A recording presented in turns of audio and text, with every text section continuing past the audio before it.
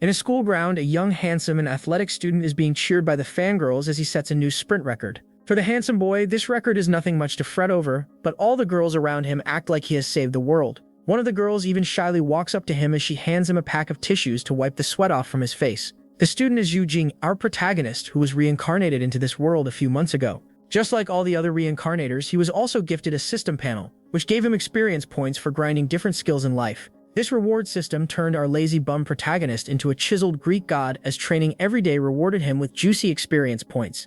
Yujing was able to use this experience point to level up his different skills, which allowed him to be better than everybody in the world.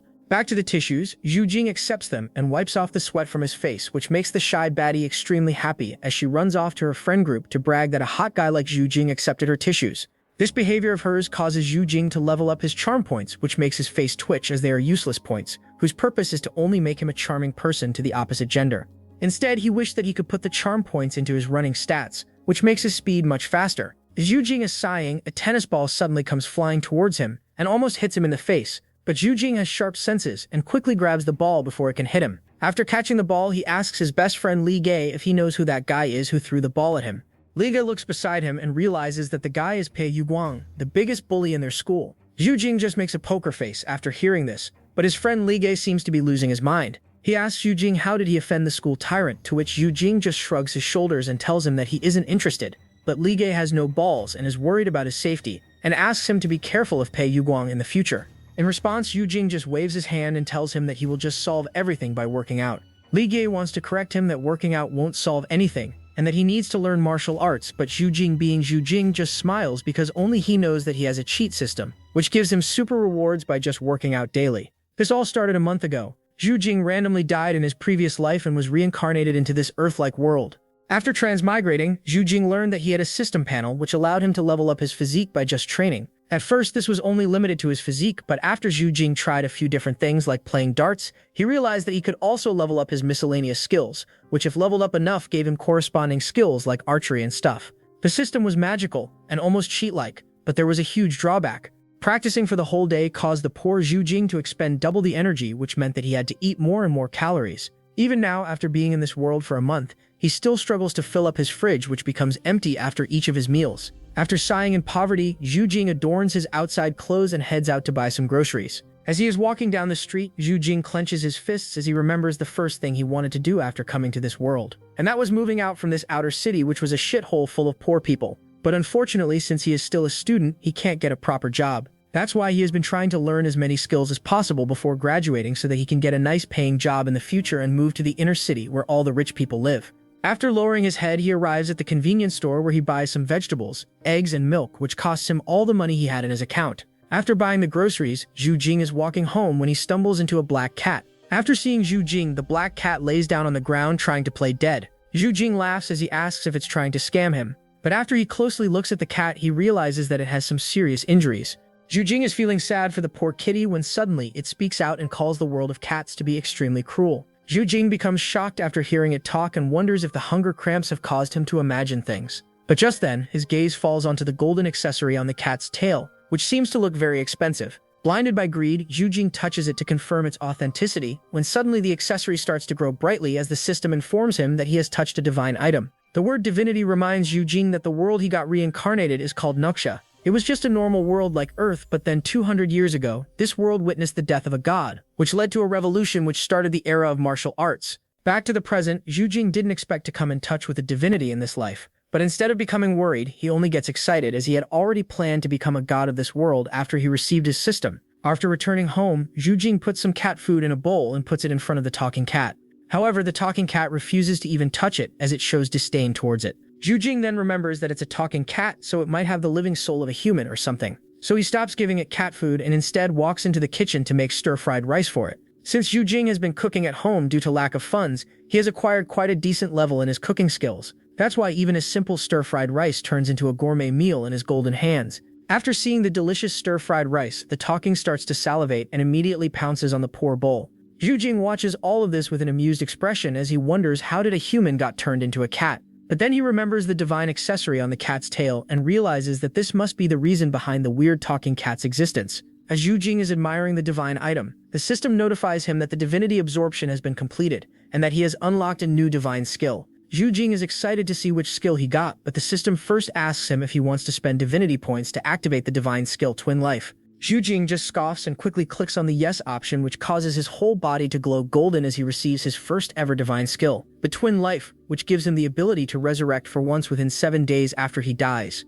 Zhu Jing loses his mind after seeing the skill's description and realizes why the system called it a divine skill. But the thing that surprises him the most is that the skill is a passive one and it has a cooldown of 3 months, which means that he can die once for free every 3 months and revive immediately. After calming himself down, Zhu Jing opens the divinity section of the system panel and realizes that he has only 25 divinity points left. But for him to unlock his next divine skill, he would need 500 divinity points. Yui, having tasted the taste of a divine skill for once, Zhu Jing can't help but desire it more, so he wonders to himself how he can get more divinity points. His first idea falls upon the black cat, who was the one that gave him his first divine skill, but looking at the adorable cat, he abandons the idea as he can't just keep sucking the poor cat of his life. Instead, Zhu Jing decides to head out and search for more clues regarding divinity and divine items, as in the meantime he can just use the security camera in his house to monitor the talking cat's behavior and see whether he can make some use of it or not. After turning on the camera, Zhu Jing leaves the house and starts walking around the dark alleys where only shady criminals go at this time of the day.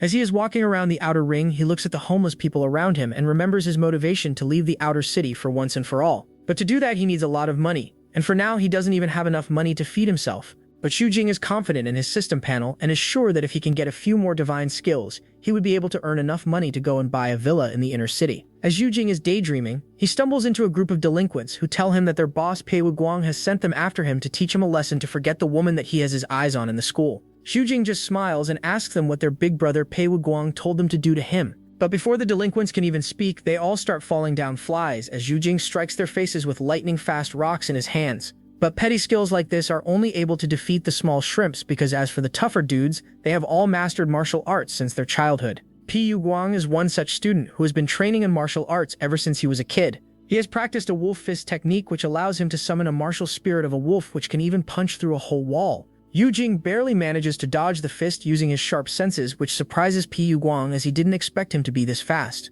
Yu Jing is also surprised to learn that Pi Guang knows martial arts and decides to have him tell everything that there is to know about the world of martial arts. So he turns to Pi Guang and orders him to tell him everything that he knows or he won't show him any mercy. Pi Guang doesn't know where Zhu Jing's confidence is coming from and immediately charges at him with his wolf fist. But Zhu Jing easily blocks all of his attacks effortlessly before counterattacking him with a punch of his own. Zhu Jing's valiant effort against Pi Guang causes the system to reward him with a fighting skill that instantly turns him into a pro fighter. After beating up Pei Guang, Zhu Jing asks him if he is willing to submit or not. Pei Guang is scared out of his wits and quickly begs mercy and promises that he won't be a bully anymore. But Zhu Jing isn't the one to forgive someone this easily, so he orders Pei Guang to apologize in front of all the people he bullied 10 times and have his friends record him while doing so. Pi Guang doesn't want to piss off this demon any further, so he instantly agrees to all of his conditions and promises to Zhu Jing that he will be a good boy from now on. Zhu Jing smiles in satisfaction after seeing this and moves on to the main reason why he seeked out Pi Guang. He asks Pi Guang about where he learned his martial arts to, which Pi Guang replies that he learned it at a dojo in the city.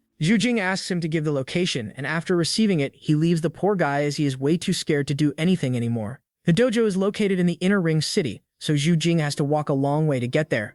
As he's walking down the streets, he swipes through the multiple notifications that he got from the system after his fight with Pei Guang. The most important notification is still about him getting a new fighting skill, but aside from that, he also realizes that he got a lot of bonus fitness experience, which he could only get through physical training before this. This makes Zhu Jing a bit excited about the dojo, as he wonders if he will be able to fight even more opponents and gain more fitness experience. As Zhu Jing is daydreaming, he arrives at the dojo where a beautiful receptionist stops him at the counter. She reminds him that the master is already giving a lecture, so he shouldn't disturb him. But when Zhu Jing insists that he is only here to learn, the beautiful receptionist gives up as Zhu Jing's handsome appearance is too much for her to ignore. After walking past the receptionist, Zhu Jing calmly sits down at one of the cushions on the ground and starts listening to the dojo master's lecture about the inner force. The dojo master explains to his students that the qi is the foundation for all life, and by breathing up and down using certain techniques, humans can also absorb the qi and convert it into inner force. As Zhu Jing is listening, he realizes that the inner force must be the wave of energy that Pi Guang released from his fists when they fought before, and can't help but get excited to learn it by himself. After the dojo master has finished his lecture, he orders all the students to start practicing the breathing technique and try to absorb qi from the surrounding energy. The students are excited, but after they try to practice the breathing manual, they realize that it's way too difficult to hold their breath that long in real life, Almost everyone gives up on the practice after trying once, except Xu Jing, who continues to breathe in and out just like the dojo master told them. This excites the beautiful receptionist, who almost pounces on Xu Jing in happiness as the dojo master has been angry at her for not being able to bring in even a single good disciple. But before she can pounce on him, the dojo master stops her and tells her to wait till Xu Jing has completed the rotation of the breathing manual. After a few seconds, Xu Jing finally exhales a final breath of turbulent air, and with that he gains a brand new skill called Inner Force, which already has 69 points out of the 200 points for its next level. After Xu Jing opens his eyes, the dojo master quickly asks him how he is feeling, and if he feels any discomfort anywhere in the body. Xu Jing looks at the excited faces of the master and the receptionist and tells them that he is feeling refreshed after doing the breathing exercise. Before the dojo master can even say anything to Xu Jing, the beautiful receptionist quickly starts begging Xu Jing to join their Golden Wind dojo. Xu Jing is about to say something when suddenly a giant flying bug monster breaks into the dojo through a window and pounces on one of the trainees. The monster doesn't waste time in tearing through the trainee's flesh and drinking its blood to satiate its hunger. All the people in the dojo are horrified to see this except Xu Jing, who only looks a bit surprised. Just as Xu Jing is wondering what the hell is the deal with the monster, the beautiful receptionist, whose name is revealed to be Manager Zhang, quickly orders everyone to empty the building if they want to save their lives. The dojo master also helps the trainees evacuate as he tries to keep everything under control. But as Manager Zhang is evacuating the people, the monster has already finished its meal, so it pounces on Manager Zhang for its next meal. Manager Zhang freezes in fear and is unable to move, but fortunately, Xu Jing reacts in time and pushes her to the side. Manager Zhang becomes flustered after seeing a handsome man like Xu Jing pin her to the ground and wishes that they could stay like this for their whole life. But Xu Jing has other plans as he wants to fight the bug monster to test his strength. Using whatever inner force that Xu Jing has gathered, he enshrouds it on his fist and strikes the bug monster on the chest. The impact throws the bug monster into the wall, but its hard shell protects it from any harm. Seeing this, Xu Jing becomes serious and decides to gather all of his inner force onto his knuckles. This makes his fist 10 times more deadly, which breaks right through the bug monster's outer shell, causing its green blood to spill all over the floor. The dojo master is worried to see Xu Jing use inner force in such a manner, and becomes worried that his body might break under the violent energy. Meanwhile, Xu Jing is surprised that he defeated the bug monster so easily, and is about to walk over to it when suddenly the bug monster stands up once again, and this time its aura even scares Xu Jing. He quickly tries to gather his inner force once again, but the backlash from the previous attack strikes him at the end moment and causes him to spit out blood. Just when Xu Jing thought that his life was over, an energy slash appeared from behind him and cut the bug monster into pieces. The attacker reveals herself to be the captain of the White Crow Squad, and informs everyone that the Void Edge will be overtaking this place. Xu Jing is shocked by her presence, as he can sense that she's extremely powerful. While Xu Jing is checking her out, the silver-haired lady is also checking him out, as she is surprised to see a 17-18-year-old boy injure the cockroach man. On top of this, she also finds him extremely handsome and can't help but lick her lips, as she can't wait to invite him over to join her organization. So she takes out her card and gives it over to Xu Jing and asks him to come meet her at the library later on. Xu Jing is quite surprised, as he was just about to ask her who she was and what her organization does, so he accepts it with grace. After the silver-haired lady leaves, Xu Jing also leaves the dojo, but Manager Zhang insists that he should come over to their dojo for training tomorrow. But the dojo master stops her and tells her that Xu Jing is already stronger than him, so there is no need for him to come over to their low-tier dojo. After excusing himself, Xu Jing leaves to head home, and while he is walking back to the outer ring, he reads all the notifications that he got from the system. The most notable rewards are just to increase his stats due to fighting a scary monster, while the rest are just minor changes.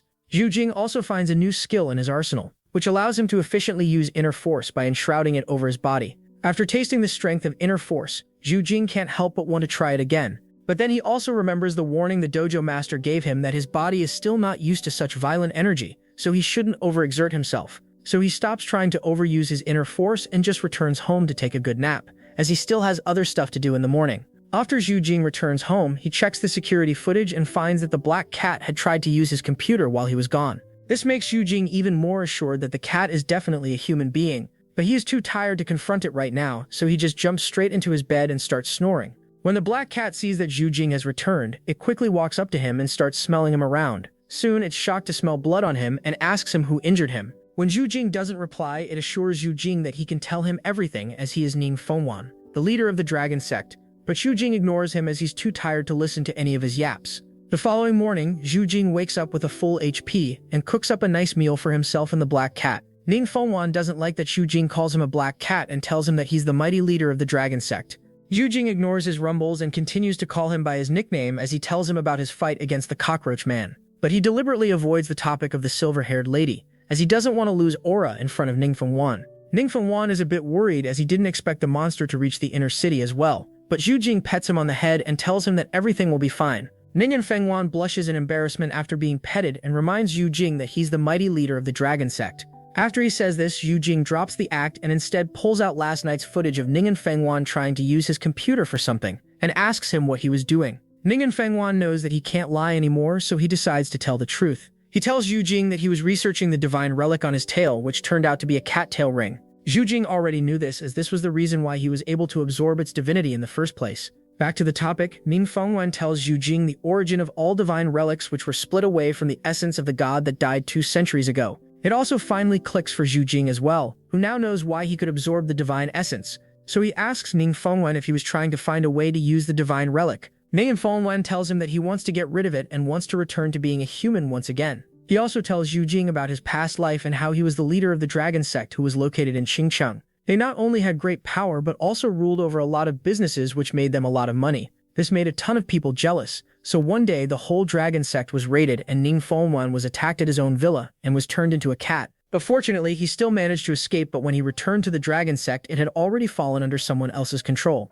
After hearing the story, Zhu Jing asks him what does he want to do, to which Ningfengwan replies to him that he will train him to become a strong martial artist so that other powerful organizations will approach him, and Ningfengwan will use that opportunity to scout all the divine relic users and discover the culprit behind his downfall. Zhu Jing can only cough slightly after hearing this, as he can't tell him that he has been already approached by one of such organizations. Ningfengwan doesn't know it yet, so he tells Zhu Jing to get ready, as he will be taking him to get enrolled into one of the best dojos in the city. Ningfengwan asks Zhu Jing if he has ever heard of the Hidden Dragon Dojo, to which Zhu Jing replies that he knows of it because it's one of the most expensive dojos in the inner city. Aside from that, it's also the most negatively reviewed dojo as well. All the users who have visited the dojo have given them negative ratings because of how terrible their coaching staff is. Ningfengwan spits out after hearing his remarks and corrects him that it's only because those users are trashy that they can't tell the difference between good and bad dojos. Zhu Jing doesn't want to argue with a talking cat, so he just asks him how he can get enrolled in the Hidden Dragon Dojo. Ningfengwan tells him that there are 3 tiers of students in a dojo. The bottom students are those who have paid their way into joining the dojo and they have almost no potential. The tier above them belongs to students who enroll on the basis of their exceptional talent. These students can reach high ceilings in their life, but they can't earn as much respect, as all the respect belongs to the students who join the dojo through challenging the dojo students. These students are not only highly respected, but they are also given the most favoritism. Zhu Jing becomes excited after hearing this, as he can't wait to beat his way to the top of the dojo. If Ningfengwan knew what he was thinking in his head, he would definitely give him a beating, as he is being way too arrogant. However, he doesn't know that Zhu Jing has a grind system which gives him rewards for everything that he does. The following day, Ningfengwan takes Zhu Jing to the Hidden Dragon Dojo, where Zhu Jing is immediately challenged by one of the students who try to handshake Zhu Jing while putting pressure on him. However, Zhu Jing turns the table by breaking his hand instead, which causes the poor student to quickly let go of him as he flinches back in pain. When the other students see this, they quickly try to mediate between them and tell Zhu Jing that their junior brother is just a bit competitive and wanted to test his strength. Zhu Jing just smirks and ignores these dumb idiots, as his main goal is to meet the dojo master and initiate the dojo challenge. Soon, the dojo master Li Qi arrives alongside his students, who are all adorned in dragon-patterned shirts and pants. The dojo master is an old man who can't even get out of the wheelchair, so he is driven around by his direct disciple.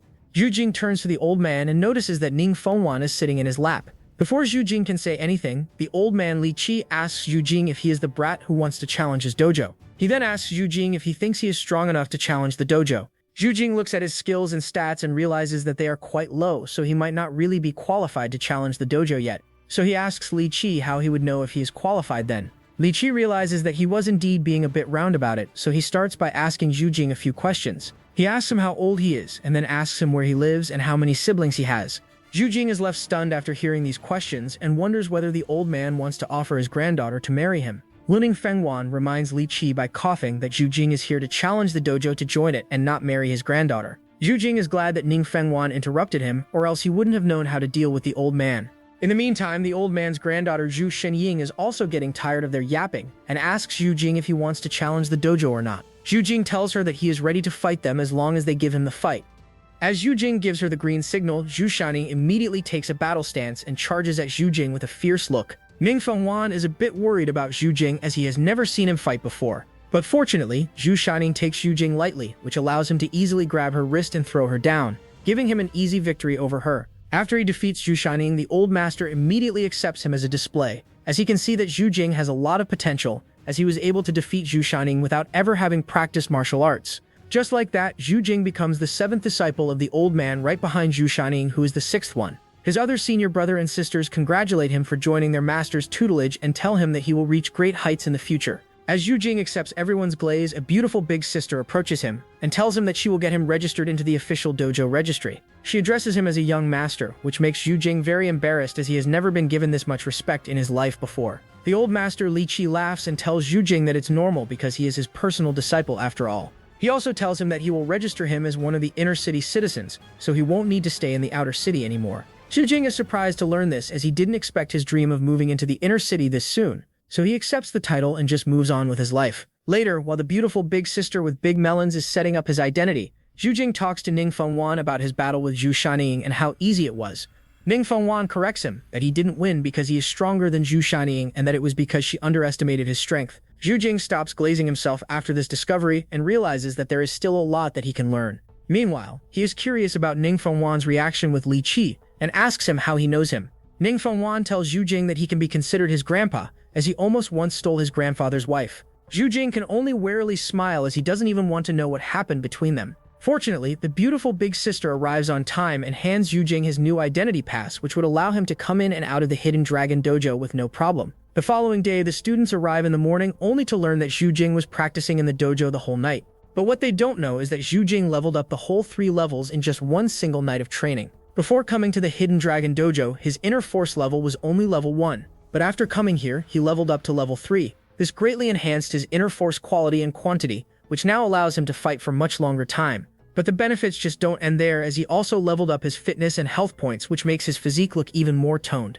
After seeing his performance throughout the night, the old man Li Qi tells Zhu Jing that he's the most talented disciple that he has ever taught. That's why he decides to teach him the Hidden Dragon-style techniques, which he has only taught a few of his personal disciples before him. Zhu Jing is excited to learn the technique, but Li Qi tells him that he must test his constitution to see whether he is suited to learn them. To test his constitution, Li Qi inserts some of his internal qi into Zhu Jing's body and lets it flow through his meridians to test his aptitude. But what he discovers in Zhu Jing's body shocks him. He quickly asks Zhu Jing what type of sports he plays, to which Zhu Jing replies that he only occasionally trains his body by running and doing bodily exercises. Zhu Jing becomes a bit worried and asks Li Qi if there is something wrong with his body. Li Qi hurriedly assures him that everything is fine, and in fact his body could be said to be personally sculpted by a god because there are no slight defects in it. Zhu Jing realizes that this must be because of the system rewards, as before getting the system he was just a weak, scrawny kid. So he quickly asks Li Qi if he is ready to learn the Hidden Dragon techniques, but Li Qi tells him that even though his aptitude is perfect, his body is still way too tired from all the exercise he did, so he should rest for a while and wait for his body to recover. Zhu Jing accepts the master's advice and heads to the room assigned to him by the beautiful big sister. After arriving in his room, Zhu Jing quickly takes a bath to freshen up, and is about to head to sleep when suddenly Zhu Shining knocks on the door and asks him if she can come inside to treat his injuries. Zhu Jing becomes worried that Zhu Shining might be here to take her revenge on him. But fortunately, her only goal was to apply the medicine ointment on his body so he could recover much more quickly. But to do that, she asks him to first take off his shirt. Zhu Jing accepts her orders and takes off his shirt, which reveals his chiseled body that had been said to be personally sculpted by a god. Zhu Shining almost screams without the S after seeing this, as she can't wait to touch him all over the place. Zhu Jing shivers after seeing her expression, and the system doesn't forget to remind him that someone has taken a great liking to him, which increases his already astonishingly high charm even more. After suppressing his fear, Zhu Jing lies down on the bed as Zhu Shining ordered him, and waits for her to touch him all over his back as she applies the medicinal ointment on him. The ointment brings a soothing sensation which pierces through his skin and heals all of his old injuries and trauma. Zhu Jing wishes that he could use it on his brain to heal his trauma of getting touched by his uncle when he was a kid. But sadly, there is no cure to mental traumas, so he can only sleep peacefully to forget about the dark memories. After waking up, Zhu Jing feels refreshed as training with the old master Li Qi helped him level up his combat skill to level 3 and his internal energy skill to level 4. This makes all the painful exercises feel worth it, which makes Zhu Jing even more excited about meeting the silver-haired lady who wanted him to introduce to her organization. Zhu Jing tried to search them on the internet, but he didn't find anything, so he realized that they must be a secret force. But he doesn't understand why a secret force member would want to meet him at the library, and wonders whether it's a trap or something. But Zhu Jing believes that good things come to those who think good of others, and decides to head to the library to give the White Crow Squad a try. But after arriving at the library, Zhu Jing finds it completely empty. He is about to walk away in disappointment when suddenly a blonde-haired lady approaches him and introduces herself to be Wu Yucheng. Zhu Jing asks her where is the silver-haired lady, to which Wu Yucheng replies to him that Void Edge is just her informant, and that she's the real deal if he wants to have a talk with anyone from their organization. Even though Zhu Jing hoped that he could talk to Void Edge as he already knew her, he doesn't have any problem with Wu Yucheng either. Wu Yucheng has him sit at the table beside her and tells him that she was a bit skeptical when she first heard about him. But after seeing him in person, she can see why Void Edge was so excited to invite him to the organization. So Wu Yucheng doesn't waste any time and directly invites Zhu Jing to join their organization. Zhu Jing doesn't fall for her bait and instead asks her what benefits he will get. Wu Yucheng smiles after hearing his question and asks him if he knows about divine relics. Zhu Jing shows a surprised reaction at the mention of divine relics, which confirms Wu Yucheng's suspicion that Zhu Jing is definitely an extraordinary man. Zhu Jing realizes that he fell right into Wu Yucheng's trap and tells her the truth that he indeed knows about the divine relics. Wu Yucheng asks him where he learned about them, but Zhu Jing refuses to answer, which is fine with Wu Yucheng, who doesn't pressure him into giving her one. Instead, she brings out a water bottle from her bag and pours water for Zhu Jing and asks him to drink it. Zhu Jing drinks it but doesn't find anything unique in it. Wu Yucheng just smiles and pours him another shot, but this time from a glass kettle in her hands.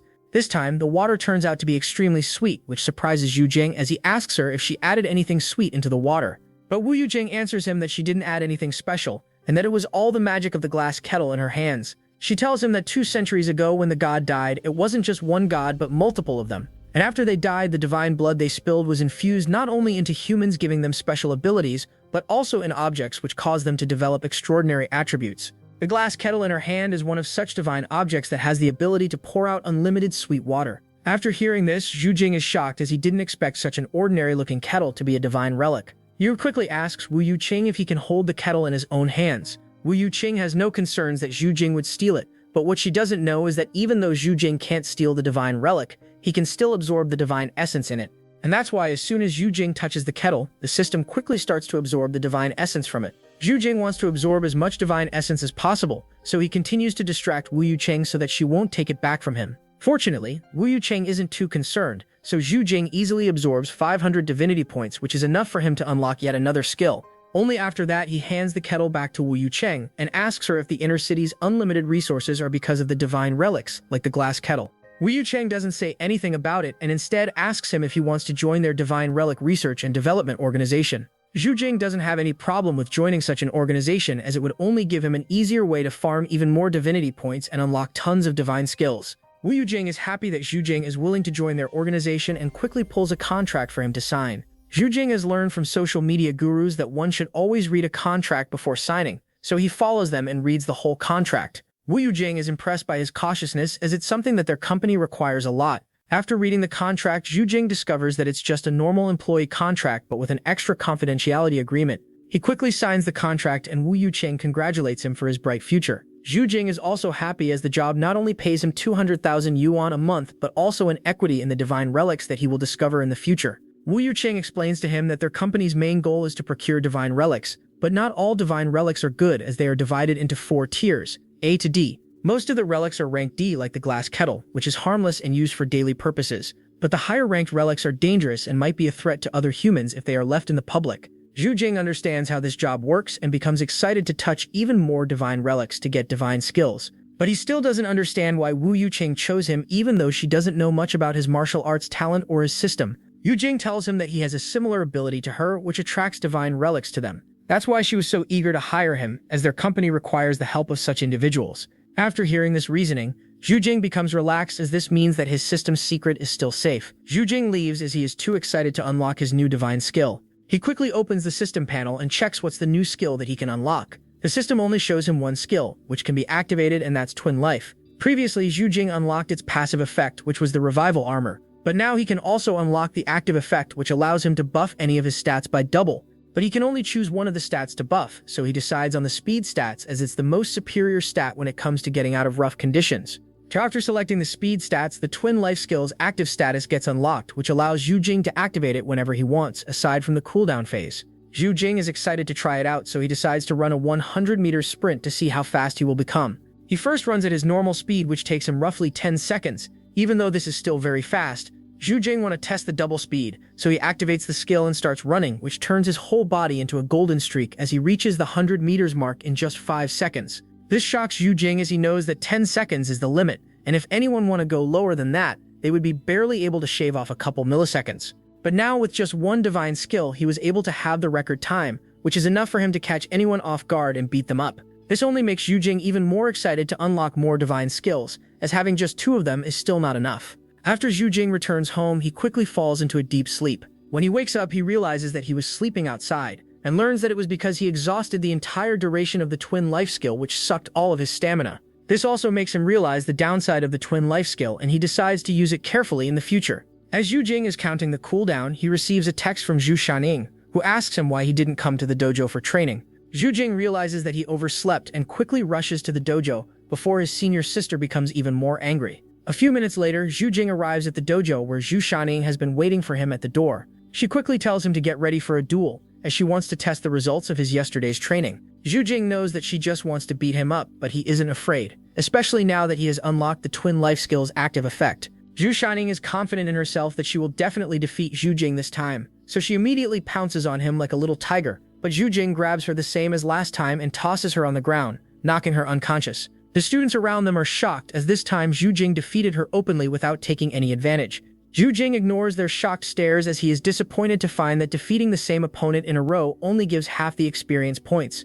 This makes him eager to find even stronger opponents and court death to become overpowered. Biao, as he is planning, the 5th senior brother arrives in the dojo and asks Yujing if he wants to train the hidden dragon techniques with him. Yujing accepts the offer and walks to a private room to train with him. The 5th senior brother hoped to assert some dominance over his youngest brother, but when he starts to practice with Yujing, he is flabbergasted to find that Yujing can already draw his dragon chi out from his body. Yujing doesn't know what this dragon chi is all about, so the 5th senior brother explains to him that in the world of martial arts, there is a legendary martial physique known as treasure body that practically turns a martial artist into a living and breathing artifact. But the treasure body can only be forged after attaining 5 realms. One of those 5 realms is the flesh-hosting dragons and elephants, which is exactly related to the dragon chi that he drew out. Aside from that stage, there are also 4 other stages that are equally as powerful, as one of them can even turn his bones into jades, which won't decay even after he dies. Yujing is amazed to learn that such a physique exists in the world and wonders if he can ever attain it. The 5th senior brother encourages him by saying that it is worth giving it a try.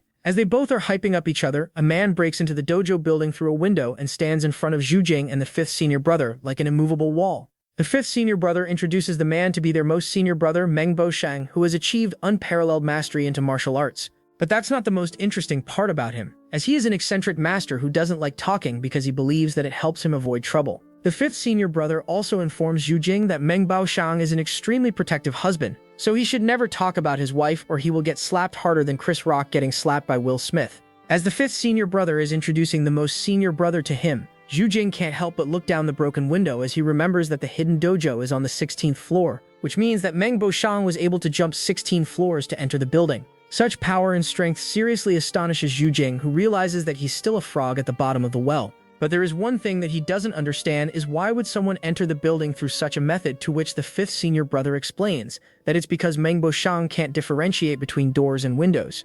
After the introduction is finished both ways, Meng Baoshang and the 5th senior brother both leave through the window they came from. After they leave, Yujing starts to question himself how he can achieve the same. After thinking for a while, he realizes that all this time he has been only focusing on the quantity of his inner chi, rather than focusing on the quality of it. After realizing this, Yujing becomes enlightened and quickly grasps the technique to shoot chi bullets from his fingers that are not only super fast but also explosive in nature. Though, his technique makes even Master Li Chi clap in surprise, as he didn't expect any less from his youngest disciple. To reward him, Li Chi hands a medicinal pill to Yujing and asks him to eat it. Yujing quickly gulps down the pill, and after he does, Master Li Chi uses his spiritual power to forcibly awaken Yujing's spiritual powers, which causes him to wake up in a dreamy white place where a giant golden dragon hovers above him. The dragon orders Yujing to open his eyes, and as Yujing does, he is surprised to find dragon scales on his arm. Tura, looking at his arm for a few seconds, Yujing starts feeling a headache and realizes that the effects of the medicine pill are too great, which is why all the chi in his body is going berserk. So he immediately makes the hibernating dragon stance and starts to channel his chi properly through all the channels of his body. This cures his headache, which allows him to focus on his condition and the golden dragon floating in front of him. Soon, Yujing gets rid of all the thoughts and solely focuses on imagining the golden dragon. And as soon as he achieves this, the system rewards him with the visualization skill, which allows him to visualize himself in the outside world, allowing him to escape his mind. After Yujing opens his eyes, Li Chi praises him for quickly mastering the visualization technique, or he would have been drained of his inner chi entirely. He also praises Yu Jing for being able to raise his dragon chi on the first try. Yu Jing is surprised to hear the mention of dragon chi once again, and asks Li Qi what exactly it is, as his fifth senior brother didn't really explain it properly. Li Qi points at Yu Jing and tells him that dragon chi is sort of an emotion. Not that it's a literal emotion, but that it is affected by how emotional a martial artist is. If a martial artist is angry, he hits very hard, but is also left defenseless. But when he is calm, he might not hit as hard, but he will hit very precisely without leaving himself defenseless. Li Qi further explains that in their hidden dragon-style techniques, they have two different types of chi. One is active chi, and the other is still chi. Yu Jing is surprised to learn all of this information, as he didn't know that emotions also affected the chi. This makes him quite excited to learn it, so he asks Li Qi how he can learn it. Li Qi laughs and tells him that he has already learned it when he was successfully able to visualize the golden dragon. This makes Yu Jing realize that he didn't really check what benefits he got after learning the visualization technique, so he quickly empties his thoughts and finds himself in the same white space. There he tries a couple of things and quickly realizes that the visualization has made his memory very sharp, as he can remember everything in clear detail from his previous life, even the type of questions that he couldn't solve on the maths exam. Li Qi tells him that becoming smarter is just one of the benefits, and that visualization's real purpose is to empty all thoughts and focus solely on combat or learning a combat technique. Yu Jing nods in agreement, as after visualizing the golden dragon, his control over his chi has improved a lot already. To test his current strength, Li Qi sends his fourth disciple Qingjiao to fight him. Compared to the feminine Zhu Shaning, Qingjiao is a tomboyish-looking girl, but her big assets make her feminine charm even more apparent. Li Qi praises Qingjiao to be his best student when it comes to inner force control. He even compares her to Mengbo Shang, who is surprisingly her father, but even then she's better than him. After hearing such praise, Yu Jing becomes excited to find who is stronger between two of his senior sisters. While Yu Jing is getting hyped up, Qingjiao looks bored as she quickly finishes the snack in her mouth. After finishing it, she signals Yu Jing to come at her. Yu Jing asks for forgiveness in advance, as he doesn't believe that he will lose to a martial artist of his age. But Qingjiao proves him wrong and whoops his ass in a matter of seconds. Even after being beaten up, Yu Jing doesn't give up, as he believes that he will definitely be able to tire her out. But Qingjiao remains as steadfast as ever and keeps on wiping the slate every time he tries to get close. The fight goes on 4 hours before Yu Jing is finally able to get past her defenses and have a shot at her. Coincidentally, his taller stature causes him to accidentally hit Qingjiao in the chest instead of the stomach where he was targeting. This causes even the emotionless Qingjiao to feel embarrassed, as she quickly gets away from him. Seeing this, Li Qi ends their duel, as he tells Yu Jing that Qingjiao must be hungry after fighting for so long. Yu Jing also backs away and lets Qingjiao leave the room. After she leaves, he asks Li Qi as to why Qingjiao doesn't speak. Li Qi becomes a bit sad after hearing the question, and tells Yu Jing that something terrible happened when she was a child, which led her to become mute. From Li Qi's tone, it's clear that he doesn't want to talk about it, so Yu Jing doesn't pester him. Instead, he looks at the system panel and realizes that even though it was him mostly taking the beating, the system still rewarded him with a lot of experiences, as all of his skills and stats related to battle had grown exponentially. Even his latest visualization skill was almost close to leveling up. This makes him even more excited for future training with Qingjiao, as she's a quick source to farm XP. But before that, he realizes that he hasn't gotten back home in a while, so he decides to say his goodbyes to Li Qi and heads home. After he arrives at his apartment, Yu Jing looks for Ning Fengwan but doesn't find him anywhere. In fact, he finds that someone was using his bathroom and taking a shower while he was out. Yu Jing becomes worried about Ning Fengwan, as he remembers that he told him that he had a lot of enemies, so he feels scared that one of them might find him in the house. So he quickly rushes into the bathroom, but instead of finding enemies, he finds the same old black cat who seems to be washing itself. Ning Fengwan becomes scared and tries to hide his body, which makes Yu Jing laugh at him as he asks him why he is so shy like a woman. Ning Fengwan only asks him to get out, but Yu Jing tells him that he should let him wash him or else the fried chicken might become cold. The black inside of him awakens immediately as soon as he hears fried chicken and becomes docile. This gives Yu Jing the perfect opportunity to clean his stinky feet, which has made it difficult for him to pet him. After cleaning himself and the cat, Yu Jing heads outside and gets dressed, as he is also quite hungry to eat. But Ning Fengwan doesn't seem to be in the right mind, as he can't believe that he was washed by a man. Ning Fengwan hasn't told Yu Jing yet that he was actually a female, which is why she was so shy when he barged into the bathroom. But fortunately, she had returned back to being a cat by that time, or he would have seen everything. Yu Jing doesn't know this, so he heads to bed after finishing a whole bucket of KFC.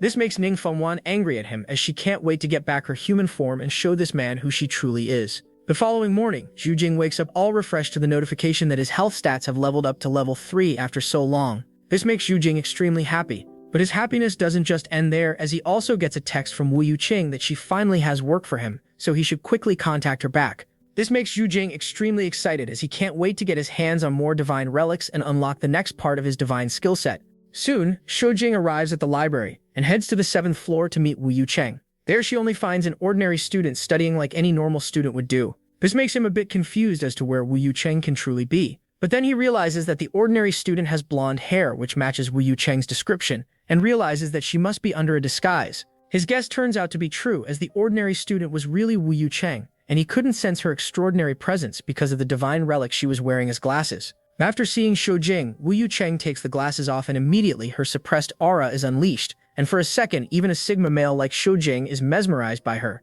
Wu Yucheng smiles in victory after seeing this as she hands him the glasses and tells him the properties of this divine relic. Shoujing immediately grabs it as he can't wait to absorb the divine essence from it. Wu Yucheng doesn't know this, so she only takes it to be his interest in divine relics. So she just normally explains to him that these glasses cause anyone who wears them to become completely ordinary. But the side effect of wearing these glasses is that when a person takes them off, their aura becomes so mesmerizing that even people of the same gender are affected by them. Shoujing wears the glasses himself to test the effects because Wu Yucheng told him that the longer he wears them, the stronger the effects will be. As Shoujing continues to absorb the divine essence, he also continues to charge the divine glasses' power. As he is doing so, he also learns about his mission, which is to handle a C-grade divine relic called Crown of the Wicked. The Crown of Wicked possesses the ability to multiply a person's innate primal desires, which essentially turns them into a walking hazard. The current owner is a woman who has exactly become such a walking hazard. Wu Yucheng targets weak, handsome males who aren't able to resist her. This way she has been able to increase her strength a lot, as every male that she gets her hand on, she can absorb their yang essence to enhance her own strength. That's why Wu Yucheng invited Shoujing for this job, as he is not only strong but he is also very handsome. But to make him even more handsome, she gave him the divine glasses, which will quadruple his handsomeness when he takes them off later on. Shoujing now realizes why Wu Yucheng was so easily able to part away with a divine relic, because she needed it for the mission. Wu Yucheng tells him that she isn't the owner of the glasses, as she borrowed it from a different cleaning company. Shoujing is a bit surprised to learn that there are even more cleaning companies, as he thought that they were the only ones doing this job. But Wu Yucheng wakes him up to reality and tells him that there are thousands of divine relics out there, so a single company can't handle all of it on their own. That's why the government subcontracts different cleaning companies to do different jobs. Wu Yucheng also warns him that some cleaning companies would go to any length to earn money, so he should remain cautious of them. Shoujing thanks her for the guidance and takes off the glasses to test their effectiveness, but he soon regrets it as the effect turns out to be extremely effective, as even Wu Yucheng falls in love with him, which causes him to become slightly embarrassed as well. After Wu Yucheng comes back to reality, she immediately coughs to reduce the awkwardness as she quickly sends him away to complete the mission. Shoujing also doesn't want to face this cute and playful side of Wu Yucheng, so he leaves the library and takes a bus to go and meet this underground mafia woman Lu Huyang. As he is boarding the bus, he reads through her details and finds a lot of crimes that she has committed. He also learns that she is extremely cruel and has terrorized a whole neighborhood, capturing all handsome men and stealing their innocence to increase her own strength. This makes Shoujing realize that if he doesn't take care of her soon, she might become unstoppable due to the Crown of the Wicked. But this also makes him excited, as he can't wait to get his hands on the Crown of the Wicked and absorbs its essence as well. But before that, he needs to quickly finish absorbing the glass's essence, which he still hasn't fully absorbed yet. After traveling for an hour or so, Shoujing finally arrives at his target location. And with how fearsome Wu Yucheng's reputation is, it doesn't take him much longer to find her. But Shoujing doesn't act immediately, and stands far from her, observing her actions. One of the key things he notices is her fighting style, where she beats up people around with a bat. He also notices the golden crown on her forehead, which is the divine relic he was entrusted to recover. Just like how Wu Yucheng told him, Lu Yucheng is an ugly hag who has ruined the innocence of countless young men. Every day, she goes out and harasses people to send their handsome sons to her reverse harem, where she abuses and wrinkles them dry on a daily basis. Anyone who dares to reject her gets beaten up brutally and has their own family destroyed. But this is exactly why she had also made a lot of enemies. Not just the common people, but also other rival gangs in the neighborhood. One of such gangs is the Razor Gang, whose leader Duan Kaiping had enough of the ugly hag's reign of terror. So he decides to step in and beat her up to show the people that the Razor Gang is the real ruler of this neighborhood. Duan Kaiping doesn't know who this Duan Kaiping is, but after seeing his muscular body and chiseled muscles, she can't help but lick her lips in anticipation. She advises Duan Kaiping to give up and just join her reverse harem, where she will beat him up into submission. Duan Kaiping feels creeped out by her expressions and threatens her to give him back his territory, or that he will slaughter all of her Rose Gang members. Shoujing doesn't interfere and continues to watch from the sidelines, as he realizes that this mission won't be as easy as he thought, so he decides to wait for his system to absorb the divine essence from the glasses first, so that he will be able to unlock the next part of his divine skill set. As he is waiting, he continues to watch and study both Lu Yucheng's and Duan Kaiping's fighting style. Lu Yucheng's strength relies on her tanky body, which no matter how much is beaten up, doesn't get bruised at all. On the other hand, Duan Keiping is an aggressive palm-style user, whose palms hit hard like a truck and can also turn as sharp as blades to cut through any obstacle. As Shoujing finishes making up his observation, the system also finishes absorbing the divine essence. This gives Shoujing enough points to unlock the next part of his twin life divine skill. The options are the same as always, except super speed, which Shoujing chose last time. So this time he chooses super strength, which will pair perfectly with the super speed, allowing Shoujing to hit fast and hard like a truck. After unlocking super strength, Shoujing quickly activates the divine skill and shoots a ki blast, which hits Duan Keiping in the shoulder, shattering a few of his bones. This causes Duan Keiping to retreat from the battle as he realizes that Lu Yucheng must have a martial artist hiding as a support nearby. Lu Yucheng is surprised to see Duan Keiping retreat, but she doesn't chase him, as she knows that she is not strong enough to beat him. Shoujing also relaxes after seeing Duan Keiping leave, as this means that there won't be any unpredictable elements when he fights Lu Yucheng to steal her crown. So Shoujing steps confidently into the battlefield, which attracts the attention of Lu Yucheng, who is surprised to see a handsome man like Shoujing randomly pop out of nowhere. She asks Shoujing if it was him who shot Duan Keiping with a gun. Shoujing replies that it was indeed him, but assures her that he won't use it against her. Lu Yucheng becomes confident after hearing this and invites Shoujing to battle her on the bed instead of fighting in the streets. Shoujing reminds her that she is just an old cow trying to graze on young grass. Before Lu Yucheng can become angry, she gets shocked by Shoujing's dragon chi, which seems to be even stronger than the palm aura that Duan Keiping released earlier. This makes her a bit hesitant to fight him, so she asks him who he is really, and why did he come here. Shoujing replies to her that she can call him the Wrist Master, and that he is here to bring justice to countless young men like him. After making his stance clear, Shoujing immediately activates the Twin Life skill, which gives him double speed and double strength. This allows Shoujing to thrash Lu Huiying till she is smashed into a wall and is unable to even stand up. This causes all of the Rose Gang to become scared of Shoujing, as they can't believe he did something that not even Duan Keiping was capable of doing. However, Shoujing doesn't become haughty, as he knows that Lu Yucheng still has a trump card left in her pocket, which is the divine skill of the Crown of the Wicked. The skill allows her to channel her primal desires into her strength, making her twice as strong. But instead of becoming worried, Shoujing only becomes excited, as he hasn't felt the rush of a life and death ever since he fought that cockroach monster. Lu Hui doesn't know what's going on inside Shoujing's head, so she just madly swings her bat at him, which Shoujing easily dodges thanks to his visualization skill, which allows him to empty his mind of all thoughts and focus solely on the battle. Lu Yucheng only becomes even more angry after realizing that she can't land a hit on Shoujing no matter how fast or hard she strikes. Lu Yucheng is also becoming annoyed by how long this battle has gone, so he snaps and decides to end the battle as quickly as possible by using whatever means that he can. This includes even dirty tactics like blinding the opponent by stabbing their eyes and kicking them in the crotch when they can't see anything. Even though this kind of style is highly immoral and considered haram style across the martial artist community, Shoujing doesn't care, as he wants to end the fight and get his hands on another divine relic and a divine skill. Fortunately, his dirty tactics work really well against an unseasoned fighter like Lu Yucheng, who is quickly put down into the dirt and has her crown stolen from her. After losing her crown, Lu Yucheng becomes a normal woman without the massive strength that she had acquired through using forbidden means. This makes Shoujing feel the need to punish her, but he decides not to, and leaves her fate to the people whose lives that she had ruined. After picking up the Crown of the Wicked, Shoujing starts to absorb its divine essence. Fortunately, the divine essence of the Crown of the Wicked is absorbed much faster than the divine glasses, which surprises Yucheng, as he feels that this version of divine essence feels a bit different. As he's thinking about it, Shoujing feels a murderous stare behind his back.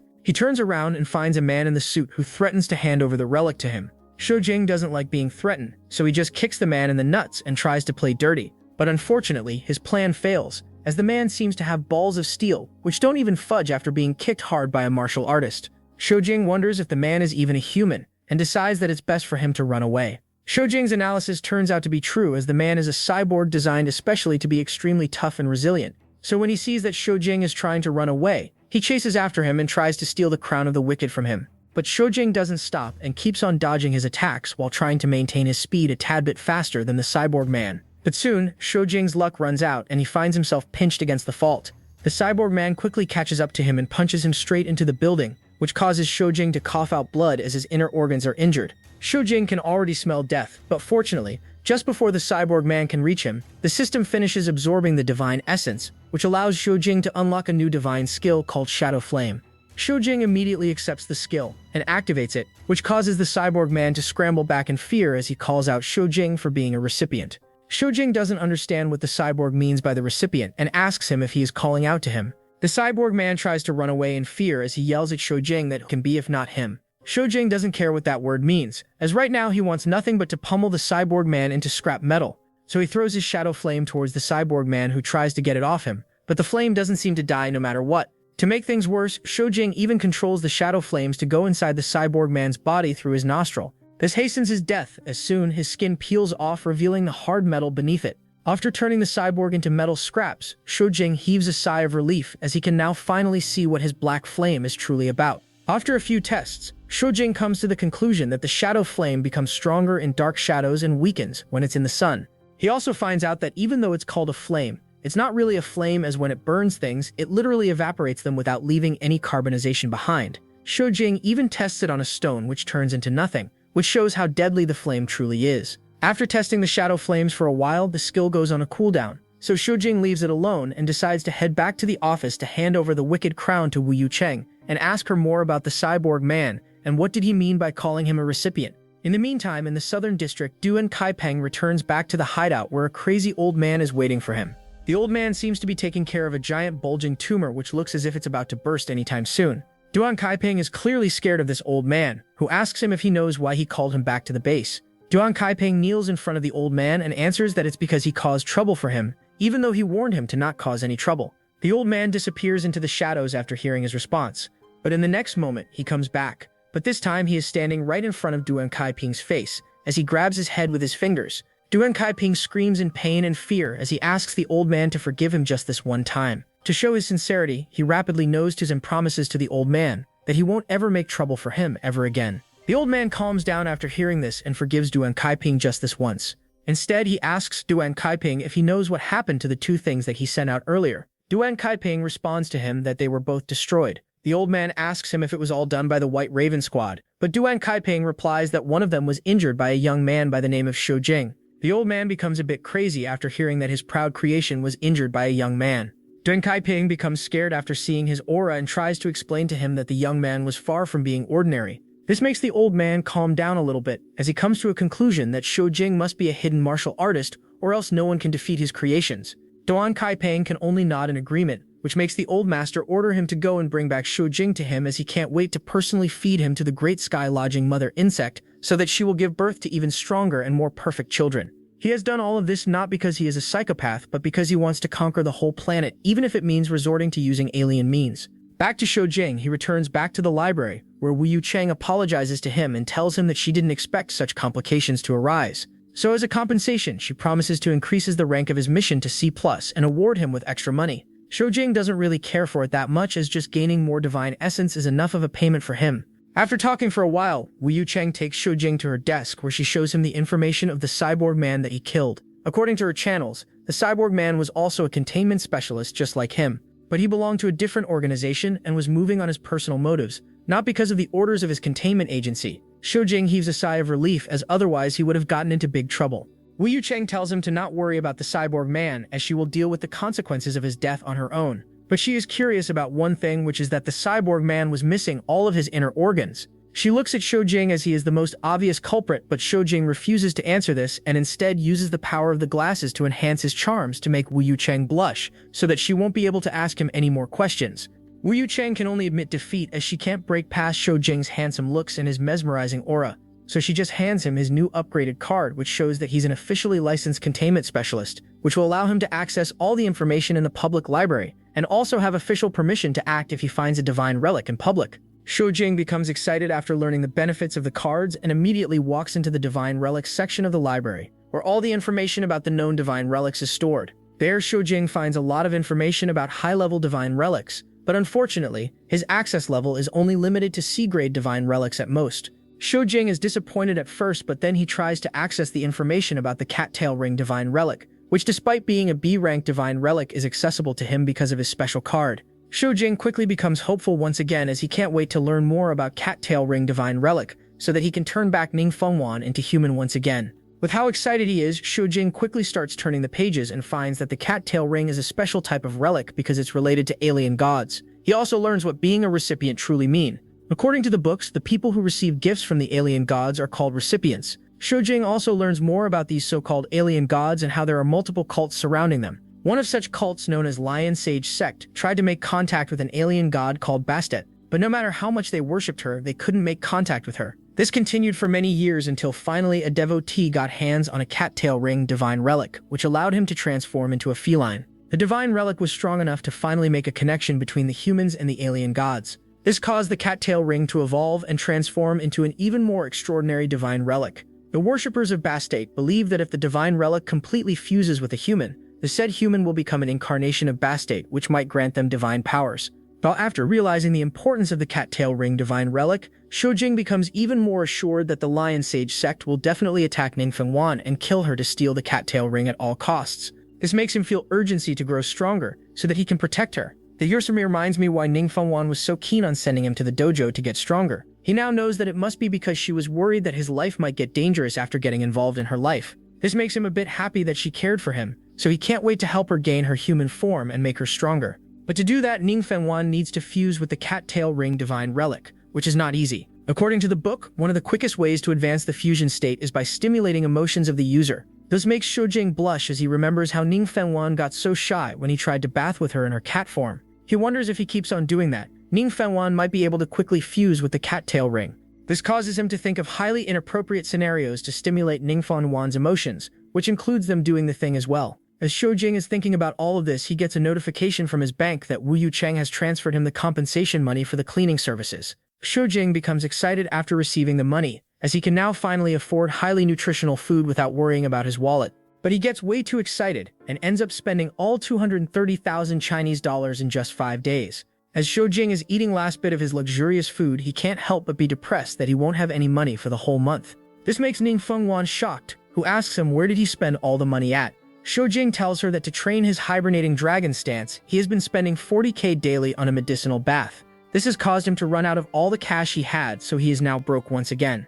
Ningfengwan tells him that she is happy that he spent so much money on buying luxurious food for her, but reminds him that he should always have some money as a backup, as he might need it at any moment. She gives him a few examples like buying urgent weapons for a job, or buying high-tier clothing brands for top-tier martial arts events. After hearing this, Shojing realizes that he has too much of a poor man personality, and that he should think from a rich guy perspective on where to invest his money properly. But that's just for the future, as right now he is desperate to get any type of job to earn some money to support him till his paycheck from Wu Yucheng comes in. At first he thought that Wu Yucheng might assign him another job, but then he remembered that there are only a few relics in the world, so it's not possible for him to get a job every other week. So he can only rely on his 5th senior brother, Chen Fuguang, to find any odd job for him, as long as it pays him enough to last a month. Chen Fuguang tells Shojing that he asked the perfect man as he has just gotten a perfect job offer, which perfectly suits someone like Shojing. After hearing this, Shojing immediately heads back to the dojo, where Chen Fuguang tells him that the job is very important, so before they move on, he would need to test his strength. Shojing has no problem with such conditions, so he quickly adapts his stance and shows Chen Fuguang that he has already mastered the soft power and armor-breaking skill. This causes Chen Fuguang to admire his younger brother's talent once again, as only he can master the techniques in such a short period of time. Or Yui, as Chen Fuguang is praising Shojing, a couple of dojo students approach Shojing and ask him if he wants to test his strength on the dummies. Shojing also wants to test his strength, so he asks the students to arrange him with a dummy, but he doesn't move first and let other students show their strengths before him. All students try their best, but the highest score that they can achieve is barely 250 kilograms. After seeing this, Shojing smiles and walks to the dummy to show them what true strength looks like. Instead of throwing a hard punch, he just lightly strikes the dummy, but even then, the dummy isn't able to contain his strength and explodes from inside. All the other students are shocked and terrified by Shojing's strength and realize that they should not try to mess with him in the future. Meanwhile, Chen Fuguang is also assured that Shojing is capable of the job, so he tells him all the details regarding it. Shojing is disappointed to learn that it's a bodyguard job, but when he hears that it pays 800,000 Chinese dollars, he immediately forgets his pride and agrees to the job. The following day, Shojing arrives at the Risru Hotel, where a servant respectfully opens his car's door and invites him into the building.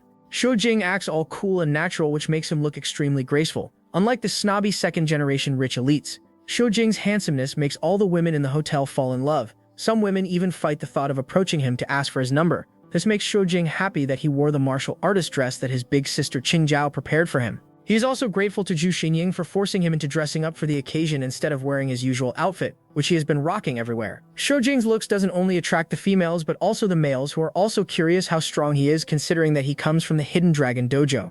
One of such figures is Li Jiaoquan, who is a tall and muscular man who doesn't believe that a scrawny kid like Shojing can be one of the disciples of the legendary old master Li Qi. His companion tells him that even though Shou Jing might be smaller in stature, the walk he walks and stands shows a dominant trait in his personality. Li Jiaoquan just scoffs at this notion as he has met all the other 6 disciples of Li Qi and he can't seem to connect anyone with Shou Jing. His companion reminds him that Li Qi had once said that he will only accept 7 disciples, and the last will be the most talented of them all. Li Jiaoquan naturally laughs at his companion once again as he is clearly jealous of the attention that Shou Jing is getting from everyone. This makes his companion leave him behind, so that he won't lose his face later when Li Jiaoquan is knocked aside by Shou Jing. Meanwhile, Shou Jing, who doesn't know that he has already become a target of jealousy, just calmly walks to the front desk and asks them to introduce him to his job. The manager respectfully tells Shou Jing about their plan to have 6 martial artists take charge of the entire security in different parts of the building. Out of the 6 of them, Shou Jing is assigned to the stage area where the lighting isn't that great. So the manager advises Shou Jing to be careful, as the attackers might strike him from the shadows. Shou Jing just causally laughs it off as he tells the manager that only a stupid person would strike the Ruyucheng Hotel, especially since there are 6 martial artists assigned to protect it. Even though Shou Jing says this, his gaze is extremely serious as he looks around the hotel to find if there are any weak spots. But he doesn't find any, as in every corner there are security personnel standing on guard. He also finds security cameras across all the walls, which makes it even harder for the enemies to get into the building. There, as Shou Jing is overlooking the security of the building, he is approached by Li Jiaoquan, who asks him if he is the disciple from Hidden Dragon Dojo. Shou Jing asks him what would he get from learning that, which pisses him off, so he directly challenges Shou Jing to a cross-arms challenge. This surprises the nearby audience, who wonders who will win between the two. The commotion causes even young Master Pei to come out, who is the big brother of Pei Yuguang, who was beaten up by Shou Jing a few weeks ago. But the worst memory of Pei Yuguang is still from that one time when he challenged Li Jiaoquan to a cross-arms match, but got humbled instead. That's why Pei Yuguang is extremely confident that Li Jiaoquan will definitely win this match, but his older brother believes otherwise, and is confident the ultimate winner will be Shou Jing. Back to Shou Jing, he is also confident in himself that he will definitely win, but he is worried about accidentally injuring Li Jiaoquan, so he only uses a bit of force. But this bit of force is too much for the poor Li Jiaoquan, whose hand isn't able to withstand such force, and gets dislocated from his wrist. Li Jiaoquan immediately gives up after breaking his hand and hands over the victory to Shou Jing. He tells Shou Jing that he admires his strength and would like to have tea with him, but unfortunately, he has gotten into some emergency, and that he needs to leave first. After saying this, he quickly runs to the bathroom where he can finally scream out in pain without getting judged by others. He immediately regrets challenging Shou Jing, and curses himself for being too arrogant. After Li Jiaoquan runs away, Pei Yuguang approaches Yu Jing and starts glazing him to get into his good books. Yu Jing is also surprised to learn that Pei Yuguang is a real young master, not a fake one. But Pei Yuguang tells him the truth that even though people call him the second young master, he is still only the son of a concubine. As for why he is able to stay in the main family is because of the first young master Pei, who cares for him a lot. Yu Jing isn't interested in learning the power dynamics in their family, but Pei Yuguang keeps on pestering him to meet his elder brother, who is interested in him and his strength. Yu Jing tells him that he isn't free today as he still has to do his job and promises that he will make some time for him another day. Pei Yuguang is disappointed, but Yu Jing reminds him that if he keeps on acting like a lackey, he won't ever be able to grow wings. So he shouldn't stick to powerful people, only because he wants to get the leftover girls. Yu Jing's wisdom awakens Pei Yuguang's mind, who realizes his mistakes and promises to work on them. On the other hand, Yu Jing is just glad to have gotten away from him, as he wants to focus on his job as he can already feel something terrible upcoming. And just like he expected, he is swarmed by a horde of women who begs him for his number. Yu Jing is not interested in any of them, so he tries to make them go away, but some of them are way too clingy and wouldn't go away. This causes Yu Jing to nearly miss a suspicious man who seems to be carrying something on a trolley towards the stage. But before Yu Jing can question him, one of the women hugs him and refuses to let him go. In the end, poor Yu Jing can only give up and is about to give him her number, when suddenly the suspicious man pushes a red button on his trolley, which causes all the electrical devices to fail in the building. Yu Jing immediately realizes that this is an electromagnetic pulse attack, as even his phone doesn't seem to be working. And it's not just him, all the other people in the building can't seem to turn on their phones as well, which practically leaves everyone in the building to be essentially blind. Yu Jing immediately becomes cautious after seeing this, but as a solo person he can't really do too much, as the enemy has already infiltrated the building. Soon everyone is spooked by a broken window, which causes the cold air from outside to blow in. With the air comes an enemy as well, who claims his first victim in a matter of seconds. By the time anyone can understand what's going on, the enemy has already killed several people inside the building. Yu Jing tries to track the enemy, but he is unable to find anything as he cannot sense even an ounce of aura. Rather, the first young master Pei also becomes alert, as he is also a strong martial artist with keen senses.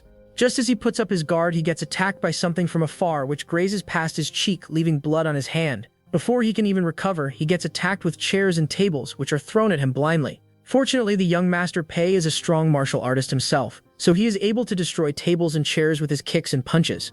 But this is exactly what the enemy had wanted, as just when young Master Pei punches the table, he gets sneak attacked from behind, which almost costs him his life if not for his younger brother pushing him aside to protect him. But the person in front of them isn't so fortunate, as the attack lands on him instead, cutting him in half. Though with the enemy in front of them, young Master Pei can finally see what they look like, and when he realizes that the enemy is a bug monster, he quickly yells at everyone to run away or they will die. But it's already too late by then, as the monster is already on their faces. Just when Pei Yu Guang felt that he was about to die, Zhu Jing appears and sends away the monster flying with a single kick. Everyone is shocked by Zhu Jing's strength, as they can't believe he kicked such a strong monster into the wall without exerting too much force. But only Zhu Jing knows that his kick didn't really do too much damage, as these cockroach monsters are way too tenacious. So he asks everyone to get away from them so that he can focus on the battle more easily. Just as he orders everyone, the cockroach monster comes out of the hole and rushes at Zhu Jing in anger. Zhu Jing is surprised to see that his kick did 0 damage and wonders if the monster has evolved from before. As Zhu Jing is cooking up theories in his mind, the cockroach monster arrives in his face, but Zhu Jing easily dodges to the side and smacks the monster right in the neck with his elbow, causing it to scramble back in pain. The monster thought that it would be able to get away from Zhu Jing because of the dark, but he doesn't know that Zhu Jing can also see in the doctor thanks to his shadow flame skill, which allows him to see in the dark. So it's not difficult for Zhu Jing to track down the cockroach monster and hunt him down before he can hunt anyone else. While the two are trading blows with each other, the people around them remember that Zhu Jing had ordered them to move away a while back. Li Zhaoquan is the first one to awaken, as he quickly guides everyone out of the room. Zhu Jing is glad that he doesn't have to protect them anymore, which allows him to fight the cockroach monster without being too reserved. So he directly taunts the cockroach monster to come and attack him. But Zhu Jing quickly comes to regret his decision when the cockroach monster disappears like a flash, only to appear in front of his face and cuts open his chest. Zhu Jing had not expected it to be this fast, so he becomes serious and starts guarding his weak points. But despite all of this, the cockroach monster still manages to get past his defenses and strike accurately at his heart, instantly killing Zhu Jing in one shot. Or at least that's what Zhu Jing had thought until his inner golden dragon came out to save him, or else he would have wasted his twin life revival against a mere monster. But this also makes Zhu Jing understand the true purpose of his golden dragon, which causes him to have a massive breakthrough in his strength, which finally puts him at a level above the cockroach monster. Even though it had almost killed him, Zhu Jing still thanks the cockroach monster and tells it that he will now return the favor back to it. After saying this, Zhu Jing leaps into the air and channels his fist with his newly gained dragon power and smacks it right on the cockroach monster's head. But despite getting its head turned into brain juice, the cockroach monster still doesn't die. Zhu Jing is quite surprised by its tenacious vitality, so he continues to punch it down till there's nothing left of its body except its ganglia. After Zhu Jing kills the cockroach monster, all the humans who are hiding like cockroaches come out of their hiding places as they want to thank Zhu Jing for saving their lives. Most of these people are second-generation rich elites who want to sponsor Zhu Jing with millions of dollars.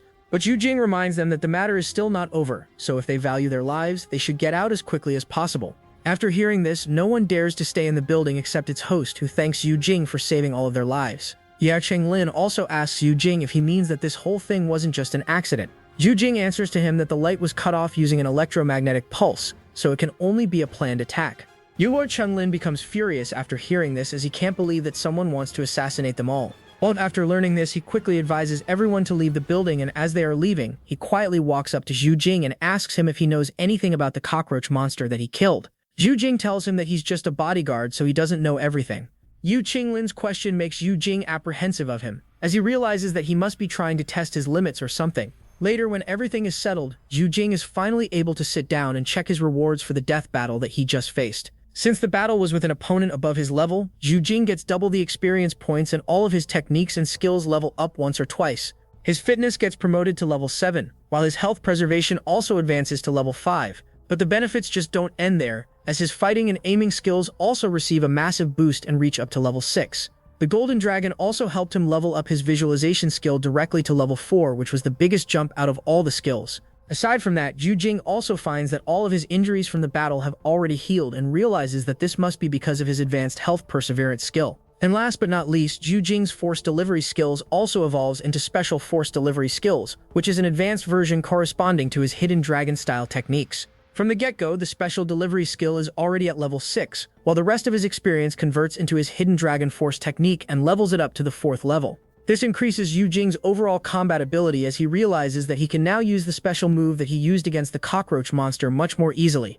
Zhu Jing feels as if he has been reborn and decides not to waste this opportunity and starts practicing his tremor armor technique once again. While Zhu Jing is practicing, young Master Pei quickly rushes back to the hotel with medics as he wants them to treat Yu Jing's wounds. But when he sees him practicing completely fine, he is quite shocked and realizes that he was foolish enough to believe that a strong man like Zhu Jing would be injured at all. Later at Hidden Dragon Dojo, Zhu Jing applies scar healing ointment on Zhu Jing's healed wounds. As she is doing so, she complains about how much she was worried for him when she heard that there was an incident at the hotel. Just then, Li Qi arrives and tells his disciples that martial artists are always living on the edge of death, so they should never take any mission to be guaranteed as safe. As they are talking about the mission, Zhu Jing can't help but ask Li Qi if he knows anything about the cockroach monsters. Li Qi tells him that he doesn't know the details, but from what he heard, the monsters should be from the other side of the rift. Zhu Jing remembers reading about the rift in the secret library, as this is where a lot of the divine relics like cattail rings appeared from. Li Qi tells Zhu Jing to not worry about the monsters, as they have to celebrate his achievements in learning the hidden dragon killing moves so quickly. Zhu Jing doesn't let the praise get to his head and tells his master that he didn't just learn the hidden dragon killing moves, but he was also able to comprehend the real essence of the hidden dragon style. Li Qi immediately leaps out of his wheelchair after hearing this, as he can't believe that Zhu Jing was able to comprehend the true essence. He quickly grabs his arm and is shocked to find Zhu Jing has raised a little dragon in his body. Zhu Jing is confused and doesn't understand what he means by that, so Li Qi explains to him the true essence of the hidden dragon style. He tells Zhu Jing that for a martial artist to ascend to immortal level, they need to refine their bones, skin, blood, tendons, and organs to their limits. Only after doing that, a person can become truly immortal and live a long life. But even among mortals, there are various differences. The strongest immortals like Buddha are said to have broken past their limits and can live up to 150 years without facing any illness. But to break past a mortal's limit isn't so easy, as it requires a catalyst or a key. One of such keys is by raising a golden dragon in one's body. So Zhu Jing has accidentally obtained the secret to breaking through his mortal limits without even knowing. This reminds Zhu Jing that Meng Boshang, their eldest senior brother, once told them that their master had also leaped over the dragon gate to become one of such immortals. Her words makes Li Jie remember about all the terrible memories as he tells the kids that he was also one of the immortals who weren't supposed to age at all. But in a rather unfortunate accident, his inner dragon got killed by someone else, and thus he was crippled. This makes both of the disciples extremely shocked, as they can't imagine how strong the opponent would have been. Li Ji continues on with his story and recounts that after he became immortal, all the strength and fame got to his head and he became very arrogant. This caused him to offend a lot of people and make enemies everywhere. But at that time, Li Ji had no fear until he met that man from the northern district. That man was extremely strong and easily defeated him in the battle and killed his inner dragon and crippled his legs. During that time, only Meng Boshang was with him, so he also became a target of his enemies, which is why he lost his family and his daughter Qingjiao became mute. Li Qi blames himself for all of that, but despite that, Meng Boshang didn't abandon him and continued to stay with him till the end. Zhu Jing is pissed after hearing his master's story and asks him if he wants to take revenge. Li Qi's gaze becomes heated after hearing this question, but he calms himself down and reminds Yu Jing that they can't afford to battle that horde of old monsters yet. So he advises Yu Jing to just focus on becoming stronger, so that he will be able to enter the inner ring on his own strength. Later at night, Zhu Jing returns back to his apartment and finds that Ruishu Hotel has already sent him the funds for the mission. With $800,000 in his account, Zhu Jing can finally continue his medicinal bath routine while also eating good food at the same time. He wants to announce this good news to Ning Fengwan, but when he enters the apartment, he doesn't find her anywhere. Worried about her safety, Zhu Jing quickly activates his visualization skill to trace any sign of her aura. Fortunately, there is still a remnant of her aura left in the building, so Zhu Jing is able to use that to chase after her. The aura leads him to an open window, and when he looks outside, he is able to see a group of people surrounding Ning Fengwan and harassing her. They seem to be asking her to return back to the sect because their majesty, the infinite dragon Anantishesha, has spoken to them. This makes them confident that with Ning Fengwan's aptitude, she will definitely be able to become a recipient. But Ning Fengwan tells them to go away, as she doesn't want to deal with them anymore. But the masked man insists that she must come with them. But Zhu Jing jumps in and stops him from forcing Ning Fengwan into going back to the sect. He also turns to ask Ning Fengwan if she is sure that these people are her former sect members. But before Ning Fengwan can answer, the masked man speaks and reminds Ning Fengwan that the Kant Company won't take it lightly if they were to discover Zhu Jing's existence. Though through carrying this, Ning Fengwan becomes afraid, but Zhu Jing assures her that he will be fine and that she doesn't need to fear anything. This makes the masked man laugh at him as he reminds him that the Kant Company is one of the biggest independent military organizations in the world, and that if he were to offend them, they would eliminate him from this earth. But Zhu Jing is confident in himself and his system, so he asks them to leave them alone. But the final decision still relies on Ning Fengwan, who can't help but blush after seeing Zhu Jing's confidence. So she also tells her previous sect members to leave her alone and tells them that if they want to become the followers of some alien god, they can choose themselves as the vessel, and that she didn't even want to become the heir of the sect in the first place, if it wasn't for her dead old man forcing his will upon her. The masked man can only clutch his fists in anger as he watches both Zhu Jing and Ning Fengwan leave without giving him or the sect any respect. Meanwhile, back at the hidden basement in the southern district, the crazy old man is shocked to learn that a 17-year-old kid who had just started practicing martial arts was able to defeat the #1 evolved monster on his own. With such achievements, the old monster fears that Zhu Jing might even be more talented than Chen Sheng, the strongest prodigy of the southern district in the past. But Duan Kaiping insists that it must be a lie that Zhu Jing has just started training, and that he must have been a secret weapon for Hidden Dragon Dojo for a while. The old man agrees with him, but he still can't treat Zhu Jing lightly anymore. So he decides to send the #9 evolved monster to Qingcheng School where Zhu Jing studies. He believes that if the biggest school in Qingcheng is targeted by the monsters, the city government would have no option but to pass that bill on the spot. Meanwhile, Zhu Jing arrives at the Hidden Dragon Dojo and starts training with full concentration as he quickly wants to get strong so that he will be able to solve all the problems for both his master and Ning Fengwan. The deep focus and the fire inside his heart is detected by the system, who rewards him with even more experience points thanks to his tough training.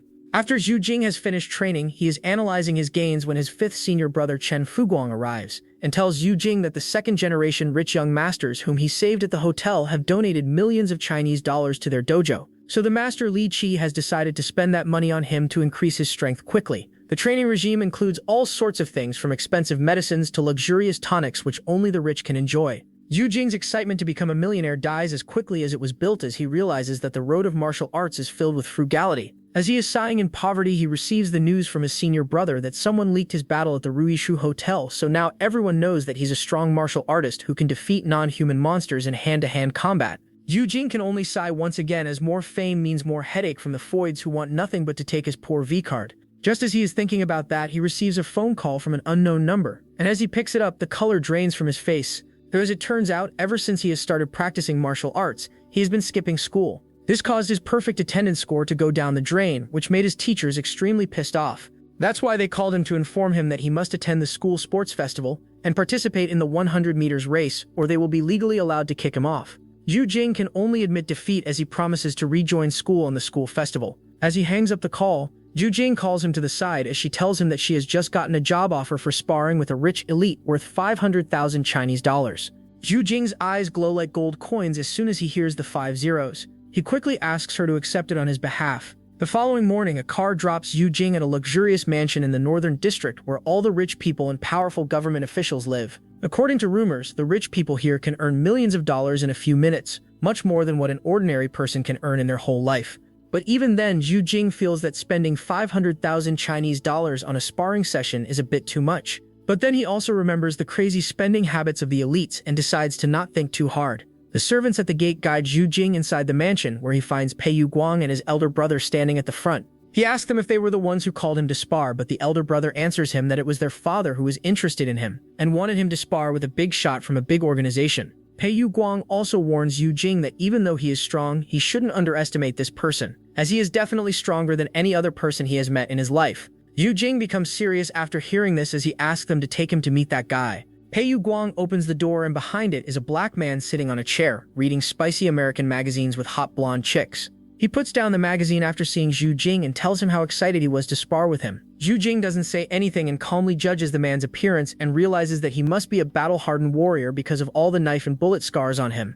The black man named Mandrill also judges Zhu Jing but doesn't find anything extraordinary about him. So he decides to stop playing and directly jumps at him with intent to kill. Zhu Jing remains unfazed by his deep killing intent and instead blocks the attack with a fist of his own. Mandrill is assured that Zhu Jing's fist will be ruined after meeting his punch, but Zhu Jing remains steady without any sign of injury. In fact, he even counterattacks him with an underhanded punch of his own, which sends Mandrill flying straight into a nearby mound. This feat shocks both young masters who can't believe that a strong military personnel like Mandrill was pushed back with just a simple punch from Zhu Jing. But only Zhu Jing knows that what he used wasn't a simple punch but the hidden dragon killing technique, which even destroyed the head of a tenacious monster like the Cockroach Man. But against Mandrill, it barely left a few scratches. This reminds Zhu Jing of the cyborg man and asks Mandrill if he is also one of the xenografts. Mandrill is surprised to see that an outer ring lowly person like Zhu Jing knows about the xenografts. Though since Zhu Jing already knows about xenografts, Mandrill doesn't hide the fact that he installed a B1 protective membrane underneath his skin, which protects him from all injuries. But despite such modifications, he still only dares to call himself an entry-level xenograft, as the higher-level ones even have their bones modified into titanium metal. But Yu Jing calmly declines because he believes that he will be able to become a living immortal with the help of his system.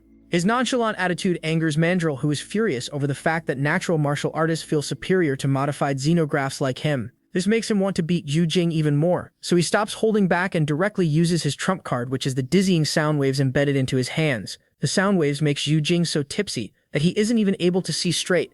This causes Mandrill to become assured of his victory, so he charges at Yu Jing and attempts to defeat him in a single move. But before his fist can reach Yu Jing extends a palm and places it at his chest, which causes Mandrill to stop in his path, unable to take even a step forward. The attack instantly knocks out Mandrill, who falls onto the ground cold, but Yu Jing's attack activated the safety mechanism inside Mandrill's body, which signals for the reinforcements to come. But fortunately, the reinforcements are only coming to invite Yu Jing into their organization, not to punish him for beating up their member or anything. Yu Jing relaxes after hearing this and quickly wakes up Mandrill and asks him to explain himself. Mandrill wakes up with a groggy head and asks Yu Jing as to how did he cancel the effect of his dizzying sound waves. Yu Jing replies to him that he used even stronger waves to cancel out the effect. Yu Jing only tells him half the truth as he doesn't want to reveal the secrets of his visualization technique and the inner golden dragon. Mandrill is seriously astonished by Yu Jing's strength and begs him to join their organization. He tries to seduce him by telling him that only big secret organizations which are directly under the government are allowed to perform enhancement modifications, so he shouldn't miss the chance to join them. But Yu Jing tells him that he would hate being a clanker and prefers his pure human bloodline over being a mixed breed like them. This makes Mandrill a bit angry as he reminds Yu Jing that human bodies are limited by their flesh and that the only way to transcend humanity is by becoming a xenograft. However, Yu Jing counters him by saying that even after getting a body modification, he still wasn't able to defeat him, so there is no point for him to become a xenograft either. Mandrill is about to debate him, but he receives a call from his squad commander, who tells him that he should stop ruining their chance to recruit Yu Jing. Just then, the beautiful silver-haired lady drops down into the lawn and greets Yu Jing. Yu Jing is surprised to meet her again and thanks her for recommending him to Yu Cheng, but he doesn't understand why she would recommend him to join this secret organization if she already helped him one time. Void Edge answers him that it was orders from above, so she had no choice but to approach him. She tells him that the cockroach monster that he defeated earlier is just the start of what's about to come next. Yu Jing doesn't understand, so Void Edge explains to him that both cockroach monsters that he met come from the same brood mother, called the Great Sky Lodging Mother Insect. She tells him that the brood mother is a level 6 disaster, almost reaching level 7. Meanwhile, if Yu Jing were to compare, he would barely be a 3. This shocks Yu Jing as he can't believe that he is still a 3-rated danger even though he can defeat thousands of normal people all alone. That's why Void Edge tells him that they need to get as much manpower needed to put an end to the brood mother before she completely awakens and becomes even more dangerous. She also tells him the origin of the brood mother and how it was fished from the sea and was smuggled into the country by a secret mafia. She was the first one to respond to this situation, but the mafia boss was extremely cunning and already hid the brood mother before she could find it. But after explaining its origin, Void Edge explains to him the real danger of the brood mother, which is its ability to produce chimera monsters of the things that it eats. For example, if she eats a cat and a dog, the resulting chimera would be a hybrid of them. This causes Yu Jing to almost throw up as he realizes that the cockroach monsters that he fought must have been a mix of both humans and cockroaches. Void Edge smiles after seeing his reaction and tells him that since he destroyed 2 of the brood mother's children, the brood mother will definitely target him next, as he has already become a sore spot in the eyes of the mafia. So she advises him to join their White Raven squad, which is not only backed by the agency, but also has the best training system in all of Zusha country. So she believes that if he were to join them, they will not only protect him, but also turn him into one of the strongest martial artists in all of Zusha. Even though the offer sounds lucrative, Yu Jing believes that White Raven can definitely help him a lot, but he still refuses it, because he already owns the best training system, which is his system panel. Void Edge had already known that Yu Jing would reject their offer, so she has planned to give another offer that he definitely won't be able to decline. She tells Yu Jing that if he agrees to become their external member, he won't be tied to the organization, but he would still be able to accept commissions and work whenever he wants to. Yu Jing has no problem with this condition, as he can keep training at his own pace without being a lapdog for any organization. But before accepting, he asks Void Edge if their organization deals with god relics or not. Void Edge didn't expect Zhu Xiaoteng to be interested in god relics, and tells him that they have a lot of them, but one must have merit to come in contact with them. After hearing this, Zhu Xiaoteng immediately agrees to the deal and hopes that their cooperation will go smoothly. After Zhu Jing leaves, Mandrill asks Void Edge why she cares so much about Zhu Jing, as he isn't a unique martial artist, and they can find plenty like him. But Void Edge tells him that not only is Zhu Jing a young prodigy, but he is also favored heavily by Wu Yucheng, the only natural recipient in the world. Mandrill is shocked to learn that Zhu Jing is related to Wu Yuchang. His reaction satisfies Void Edge, who felt the same when she learned that Wu Yuchang has gotten extremely close to Zhu Xing. But the most shocking news was when Wu Yuchang told her that if there is one person that can remove her status as a recipient, it is Zhu Xing, as she believes that only a god can kill a god. Even though Void Edge didn't understand what Wu Yuchang meant by it, but she could see that Wu Yuchang clearly holds Zhu Xing in the highest regard. Later, Zhu Xing returns to Qingchen Library to meet Wu Yuchang and ask her about the White Raven Squad. Wu Yuchang tells him that there is a reason behind why the squad is called White Raven, because black ravens are known to be bringer of disasters and death. So the creator of the squad hoped that the members would live happy and long lives, so he named the squad after White Raven, a rare breed of ravens that are known to be bringer of hope. But despite such an auspicious name, throughout the 60 years of the squad's existence, only 3 people have retired without being crippled or dying. This makes Zhu Jing a bit hesitant about working with them in the future, as even though he has twin life to resurrect him, it can only be activated once in 3 months. Aside from that, Zhu Jing is more curious about the agency that is backing White Raven Squad. Wu Yuchang informs him that it's actually called an Abnormal Disaster Emergency Management Special Agency.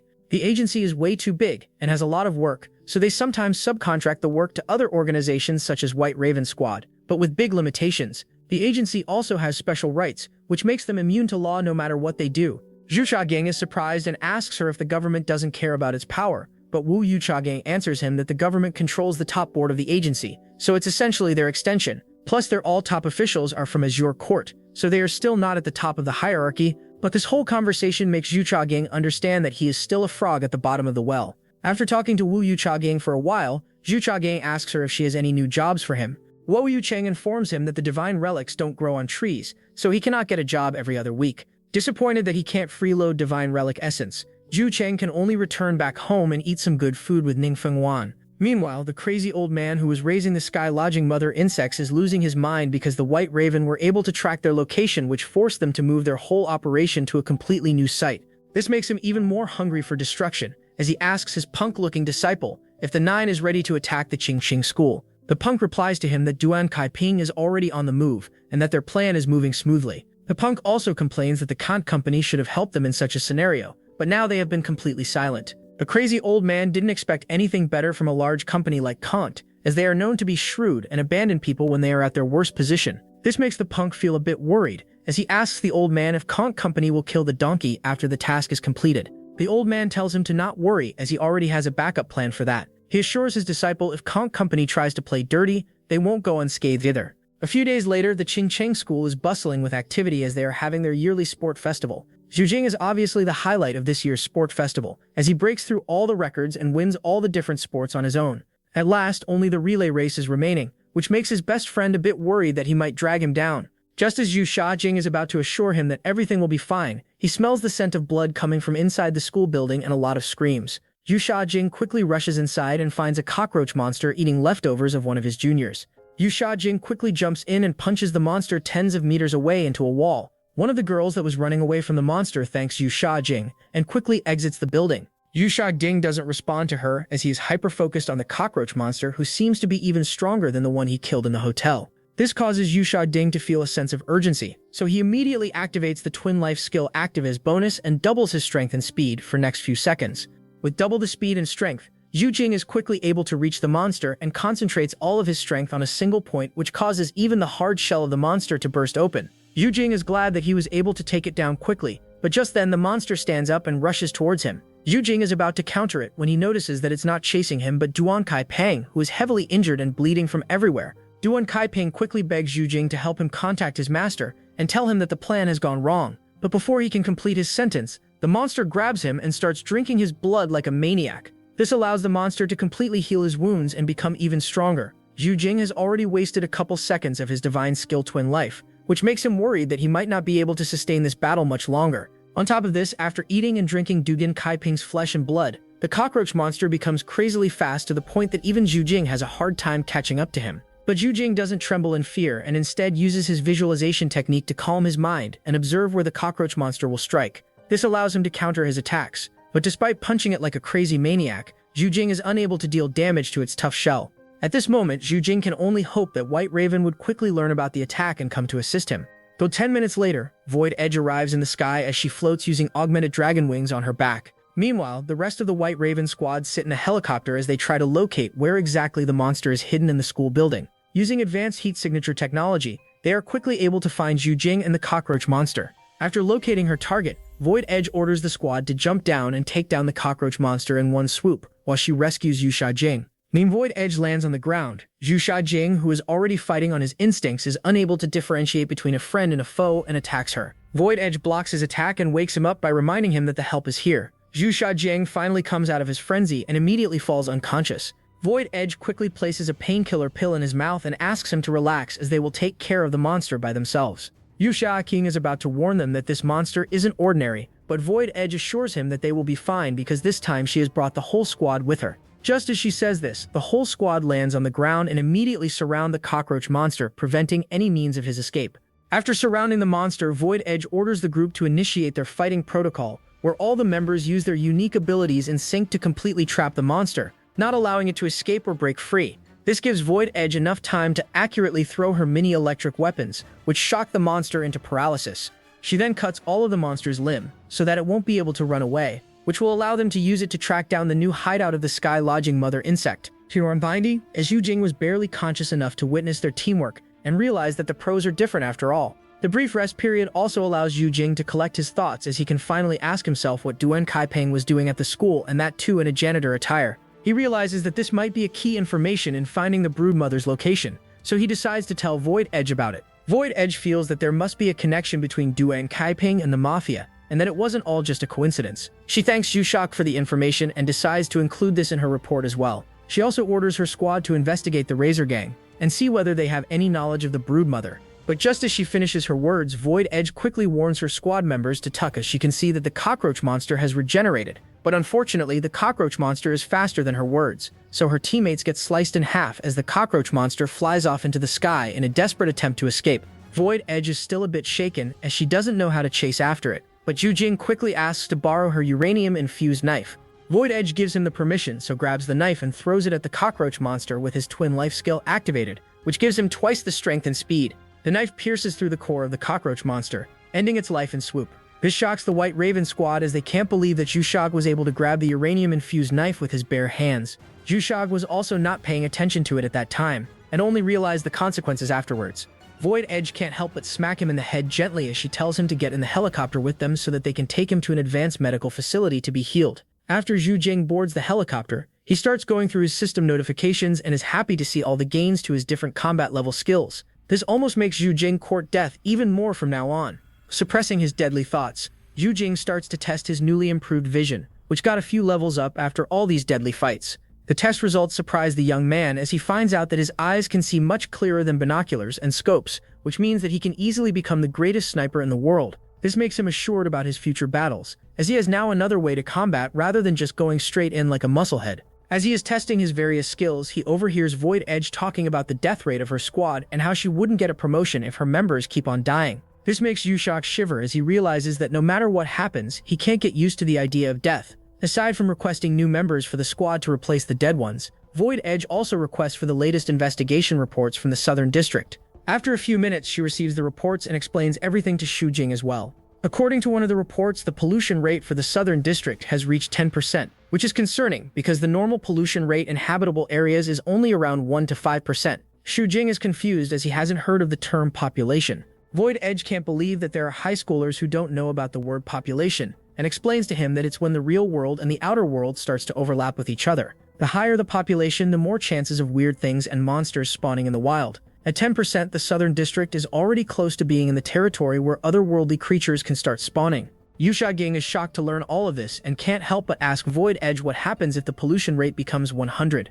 Void Edge replies to him that it's the worst thing that can happen to any place, as when the pollution reaches 100%, that area becomes a subworld where the laws of physics don't apply anymore. Yusha Ging, this both terrifies and excites Yusha Ging, who wonders when he will be able to explore subworlds like that. But for now, he holds back his emotions as he still needs to head to the dojo and get his inner injuries treated by his senior sisters.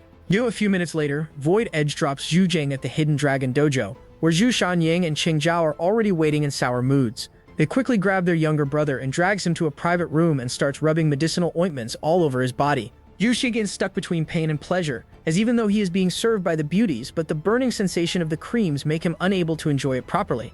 To make matters worse, their master Li Qi walks on them in such an embarrassing situation, which causes all three of them to blush crazily. Li Qi just coughs as he asks Yu Xing if it's true that he was able to successfully coat his arm with dragon scales.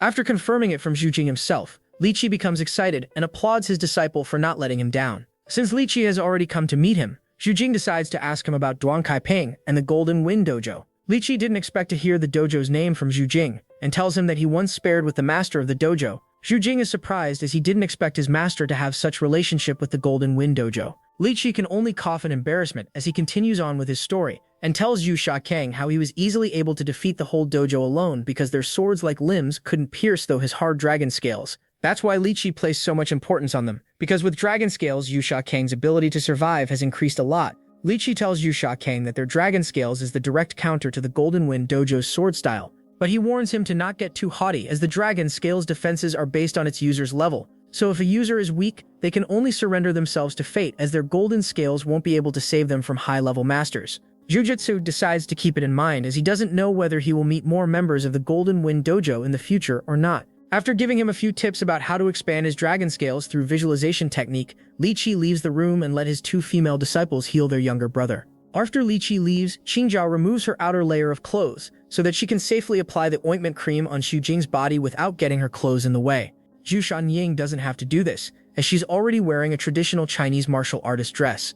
Seeing this, Zhu Jing can only resign himself to fate and let the two beauties do whatever they want to him. Both senior sisters enjoy touching the younger one to the fullest, and after they had their fill, Zhu Jing leaves the room in complete frustration, as all that spicy action caused his little brother to become extremely excited.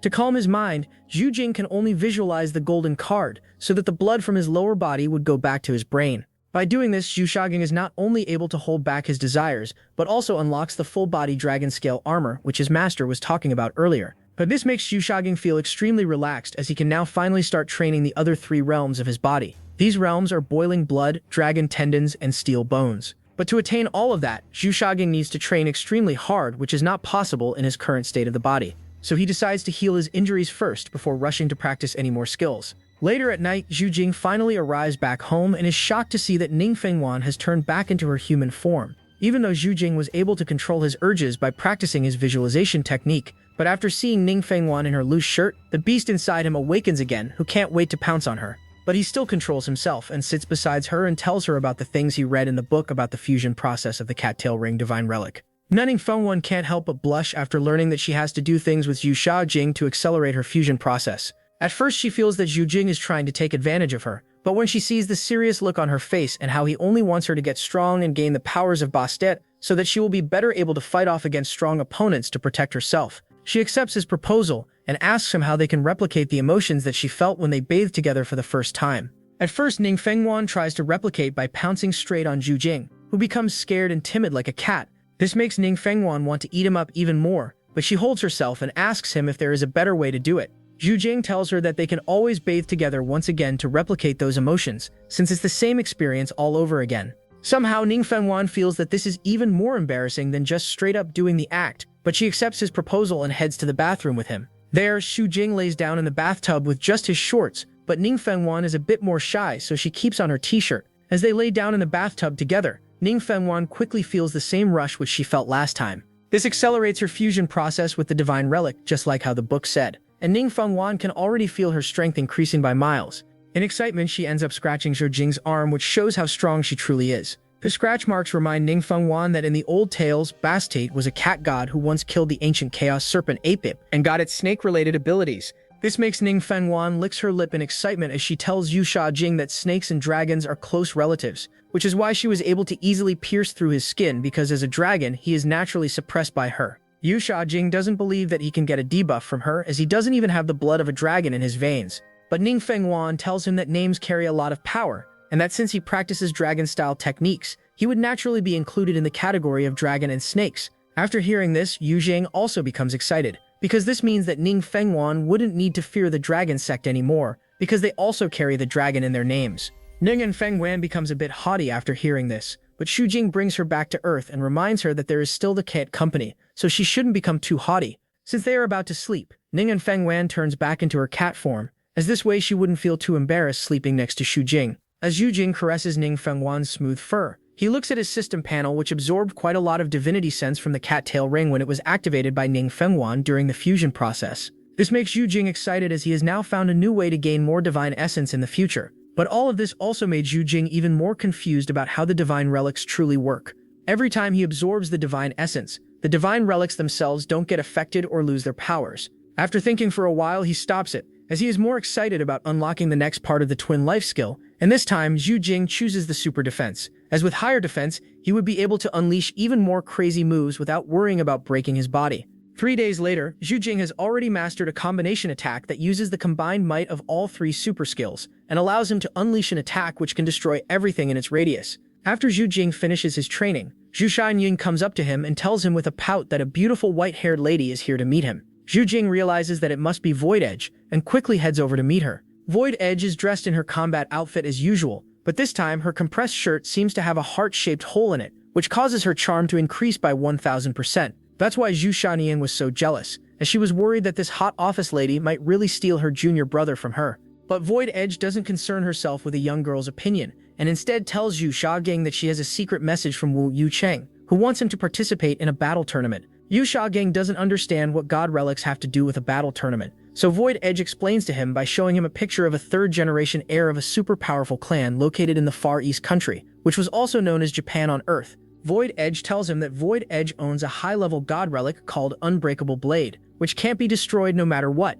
This reminds Yu Shangying of that Zack Film Channel video, where he demonstrated what would happen if an indestructible blade was to strike an immovable tree, but unfortunately there is no such immovable tree in this world, so there is no way for Zhu Shangying to test that theory in practice. Back to the god relic, it's a special relic that chooses its own master. The condition is simple. As long as someone can defeat the current owner of the divine relic, the sword will choose them as its next master. So Wu Yucheng wants him to participate in the battle tournament and defeat Otogi Suzuka and take back the blade from him. Zhu Shangying accepts the task, as he is unafraid of anyone as long as they are of the same age. Fortunately, the tournament prohibits people above the age of 19 from participating, so Xu Jing doesn't have to worry about battling old monsters. While Xu Jing is preparing to participate in the battle tournament, in the Southern District, the crazy old man who turned out to be the dojo master of the Golden Wind Dojo is sending off his most talented disciple, Cheng Xuan, to the battle tournament to prove himself as the strongest prodigy in the world. After he sends him off, the crazy old man turns to his other disciple, who is depressed that their senior brother Duan Kaiping died in such a manner. The crazy old man tells him to not worry about Duan Kaiping as he sacrificed his life for greater cause, and assures him that as long as they can accomplish their mission, they will definitely avenge Duan Kaiping. But he reminds his disciple to never tell Cheng Xuan about any of this, as he doesn't want his most talented disciple to ruin his life on the dark path. A few days later, Xu Jing was supposed to head to Fencheng for the battle tournament, but his master and senior sisters were worried that he might get bullied, so they decided to accompany him. When Ning Fanwan saw this, she couldn't allow Xu Jing to go all alone, and decided to join in the fun as well. Zhu Zhanzhen suddenly regrets his decision to accept the mission, but now that he has done so, he has no choice but to bear through it. Aside from that, his senior sisters are also very helpful, as they already had planned a lot for him. Zhu Zhanzhen's even prepared a chart for him of the future opponents that he will face and their approximate power level. According to her calculations, Zhu Zhanzhen doesn't stand a chance against Otogi Suzuka, who is at level 6 when Zhu Zhan is at level 3 only. Zhu Shangying tells Zhu Shajing that if he wants to defeat Otogi Suzuka, he would need to be as strong as his senior brother, or else he will get his bottom whipped by the Japanese swordsman.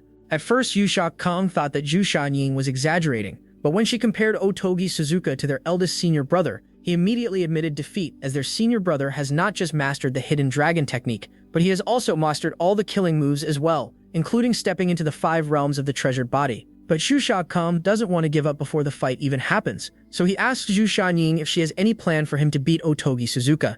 Zhu Shangying tells him that in this tournament the combatants are allowed to use weapons, which means that if he can outshine his opponent with a powerful weapon and a combat technique, he might just be able to get the final victory. Zhu Shangying is disappointed to hear this, as he is too poor to buy a weapon. That's why he has been using his trusty fists throughout his whole journey. This is where Zhu Shangying shows him the might of being the senior sister, and directly gives him a treasured blade that's forged from dragon bones and tempered with only the best materials in the world. Zhu Shangying's mouth becomes dry after hearing this, as he can't help but ask her how much she spent on buying the weapon.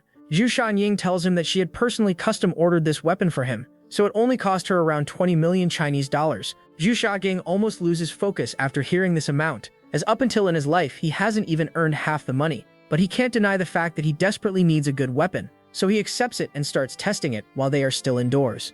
As Yu Xiaoging is testing the sword, he remembers that most martial arts use matching sword techniques with their blades and asks Master Li Qi if their dojo also has a few techniques like that. Li Qi answers to him that at the peak of Hidden Dragon style, everything in their hands becomes a weapon, whether it's a cup of tea or a steel blade. He demonstrates it by pouring tea on the floor, which melts through it, falling in between the foundation. After seeing this, Zhu Jing's respect for his master increases even further, but Li Qi doesn't just end there, as he continues with showing him his might, but this time he infuses a wisp of his killing intent within it. When Zhu Jing faces this wisp of killing intent, he is succumbed to an illusion where he finds himself standing in the middle of a sea of corpses. As a genius martial artist, it doesn't take much longer for Zhu Jing to realize that this is the fabled killing intent from the novels. But Li Qi corrects him and tells him that even though his killing intent is strong, it isn't strong enough to pull him into an illusion. That's why he used a technique to enhance its effect to suppress an enemy during the battle using just his battle aura. Li Qi calls this technique the Asura blade technique, which if mastered produces an Asura blade intent which makes anyone who faces it fall into an illusion of a bloody battlefield. But Li Qi reminds Yu Jing that even without mastering the intent, he would still be able to overwhelm his opponents with just the Asura blade technique. Yu Jing requests his master to teach him the technique, as it's always been a dream of his to fight with a blade. Li Qi never intended to not teach Yu Jing, so he quickly gives him the overview of the technique and orders him to practice it with his senior sister Qingjiao. Yu Jing was just looking for a person to spar with, and he couldn't ask for anyone better than Qingjiao. Qingjiao remains as silent as ever as she invites her junior brother to attack her. Yu Jing doesn't wait and immediately strikes her with the blade in his hand, but Qingjiao easily dodges and tries to get behind Yu Jing to knock him with a neck chop. But Yu Jing quickly reacts and blocks her attack and forces her to go on defense once again. Zhu Shenying watches the duel from the sidelines and can't help but be shocked by her junior brother's strength. Li Qi is also surprised, as he didn't expect Zhu Jing to be this talented with weapons as well, and believes that if he is given 4 to 5 days, he would definitely be able to master the Asura blade technique. As Li Qi is thinking about the future, a disciple rushes into the training room and informs Li Qi that the people from Golden Wind Dojo have come to challenge their dojo. Before the poor guy can finish his sentence, he is slapped away by Li Chengshuan, the most junior and most talented disciple of the Golden Wind Dojo. Li Chengshuan immediately orders Shui Jing to come out and accept his challenge, but Shui Jing doesn't answer him, as he does not even know who he is. Li Chisura remembers that Shu Jing doesn't know him, so he introduces himself to be the heir of the Golden Wind Dojo, and tells Shu Jing that if he wins against him, he would have to answer one of his questions. Li Qi agrees on Shu Jing's behalf and orders him to go and fight Li Chisura. Seeing that his master has ordered him, Shu Jing jumps onto the stage and invites Li Chisura to join him.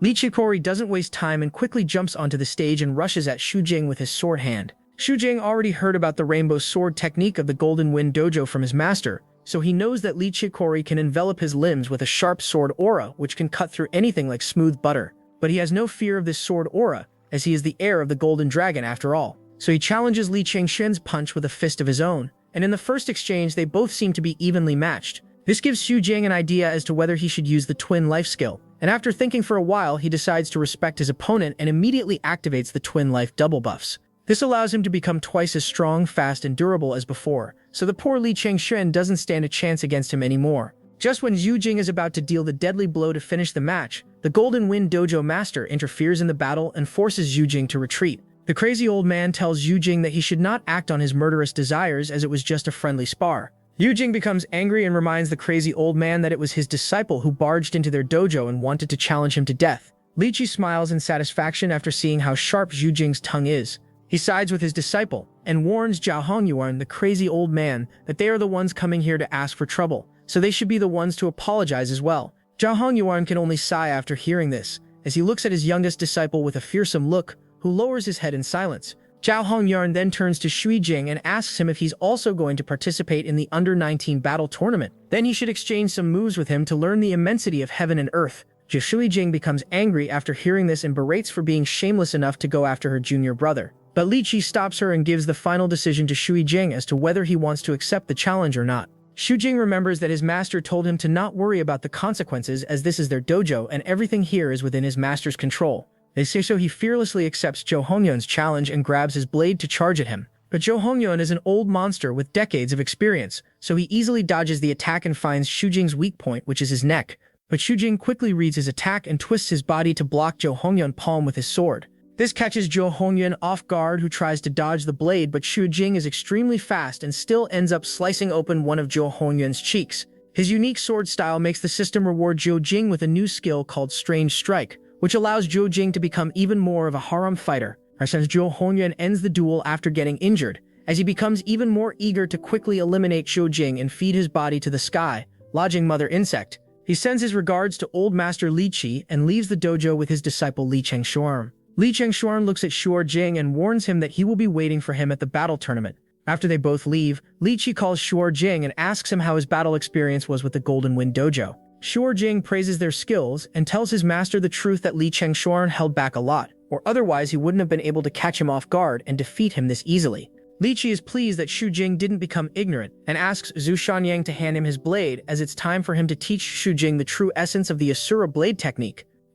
After caressing his blade, Li Qi arrives in front of Shu Jing's face in a split second and brandishes his sword at him. Yu Jing counters the sword with his own blade, but Li Qi never intended to battle in the physical realm, so he drags Yu Jing into his mental space where the battlefield around them is filled with blood and corpses. Yu Jing doesn't understand why they are standing still for this long, so the fifth senior brother Chen Fuguang explains to her that they are locked in an inner battle. The only way to win in the mental space is by defeating your opponent with an even higher level of killing intent.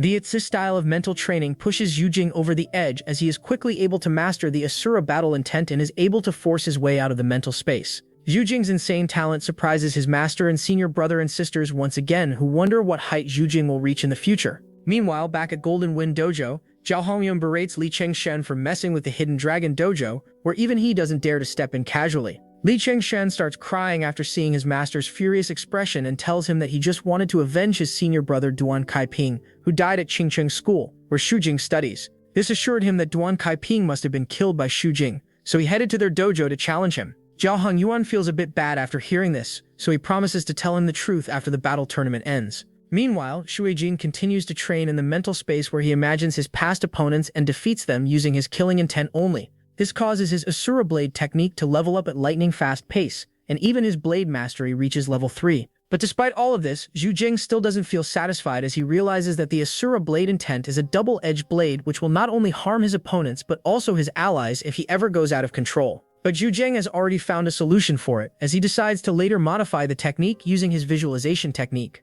As Shu Jing is thinking about how to modify the technique, he receives a call from the tournament organizers that he can come to their office to officially be listed as one of the participants. Shu Jing quickly gets dressed and heads to the tournament office building, where a pretty lady by the name of Sister Wei guides him through everything and explains what he doesn't understand.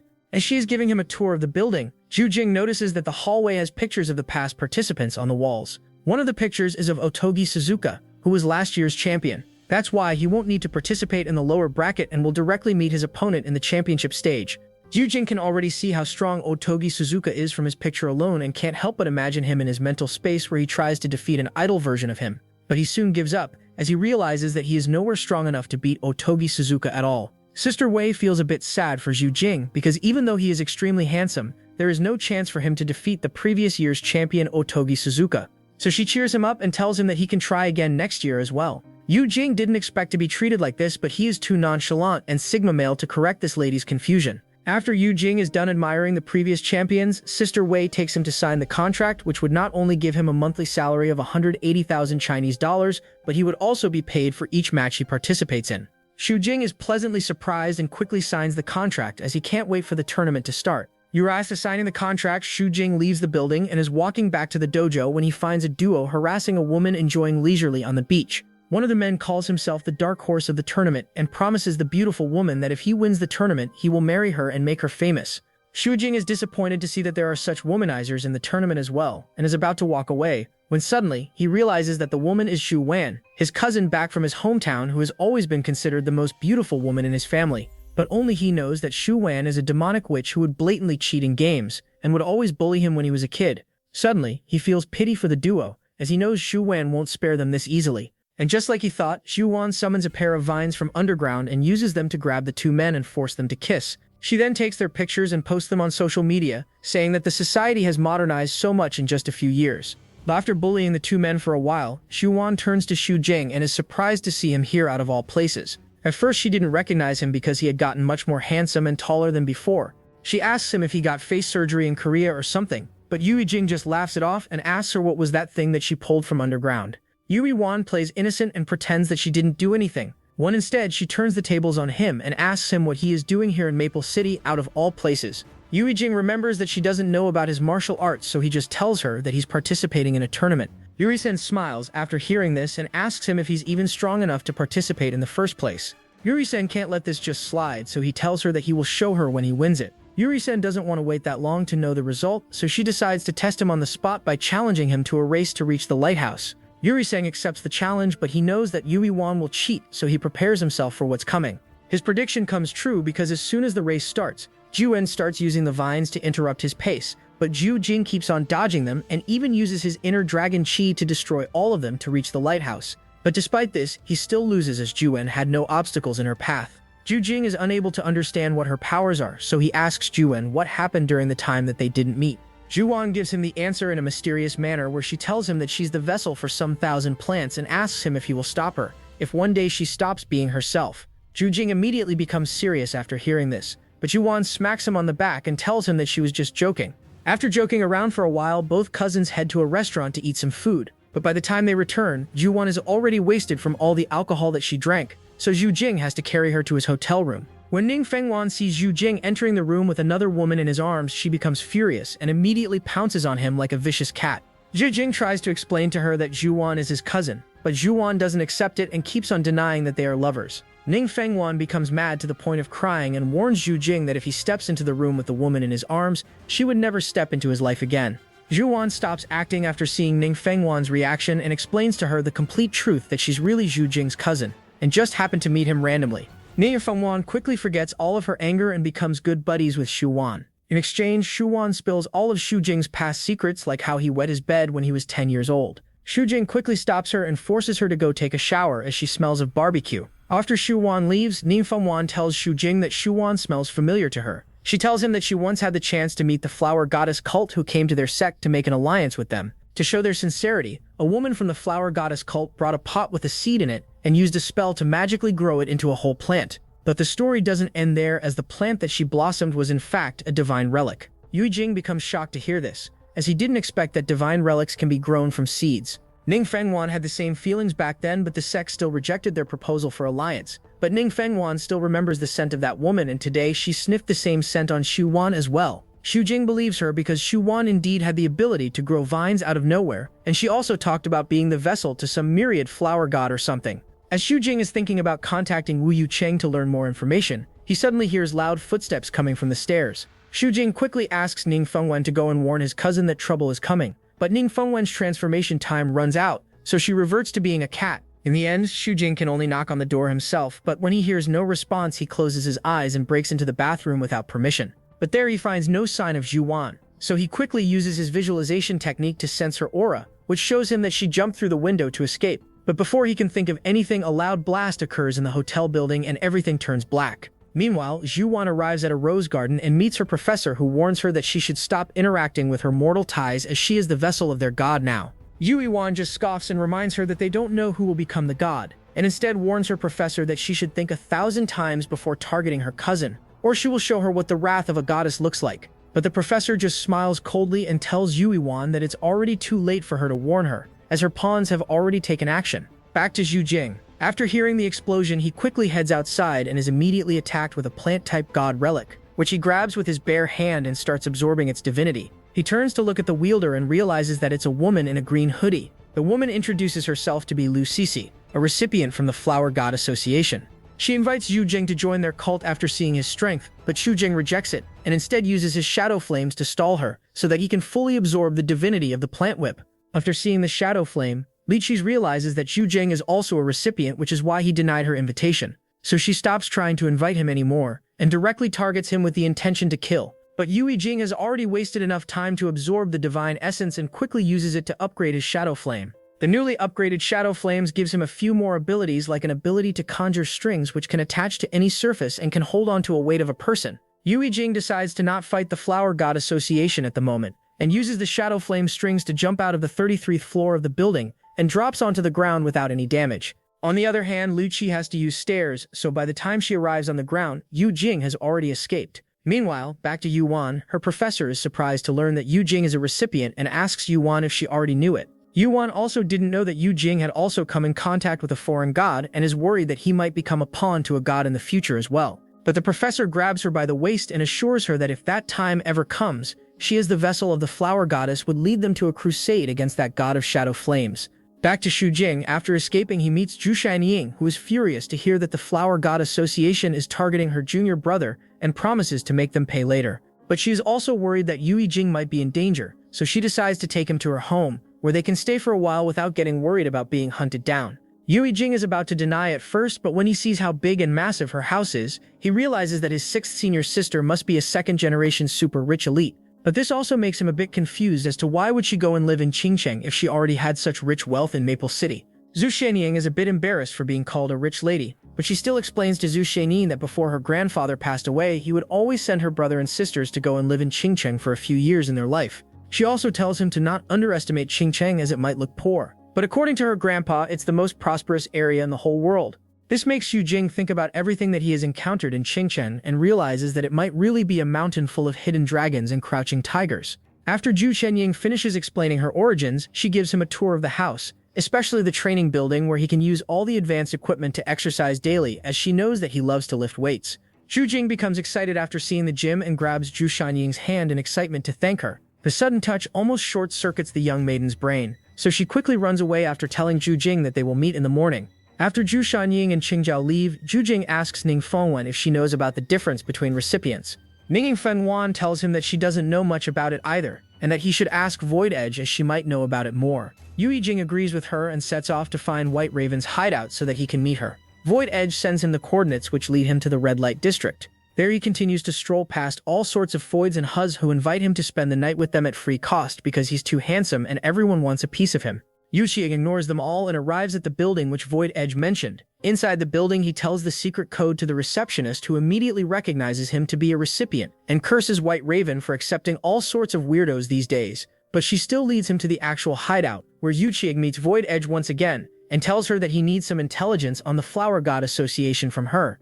Void Edge agrees to his request, but on a condition that he will do something in return for her. Shujing agrees to it as long as it doesn't include him throwing away his life. Void Edge doesn't understand why he would have this opinion of them and tells him that it's just a normal job and something only he can do.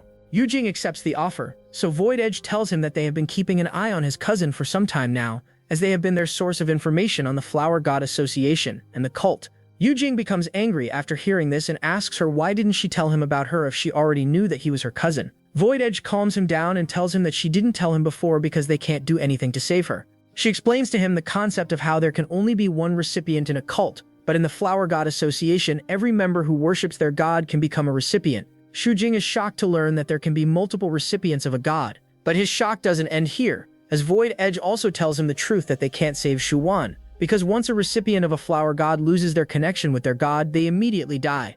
Sura Jing can only clench his fingers after hearing this, but Void Edge assures him that they are trying to find a way to deal with the flower god cult without harming his cousin. Now that Void Edge has given Sura Jing all the information about the flower god cult, she decides to move on to the mission, which only Sura Jing can do. She tells him that a few days ago her squad discovered a borderland, but the borderland was covered with a barrier that prevented all xenographs and people who were above the ages of 18. So in her eyes, only Zhu Jing meets all the conditions. That's why she wanted to seek him out for this mission.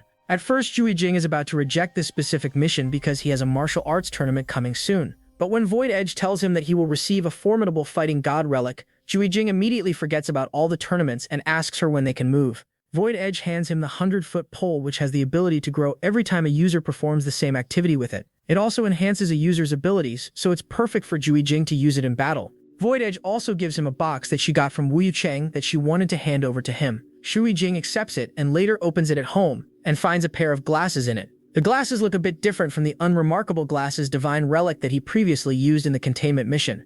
Toani tries them out and immediately finds him in a weird illusion sort of space.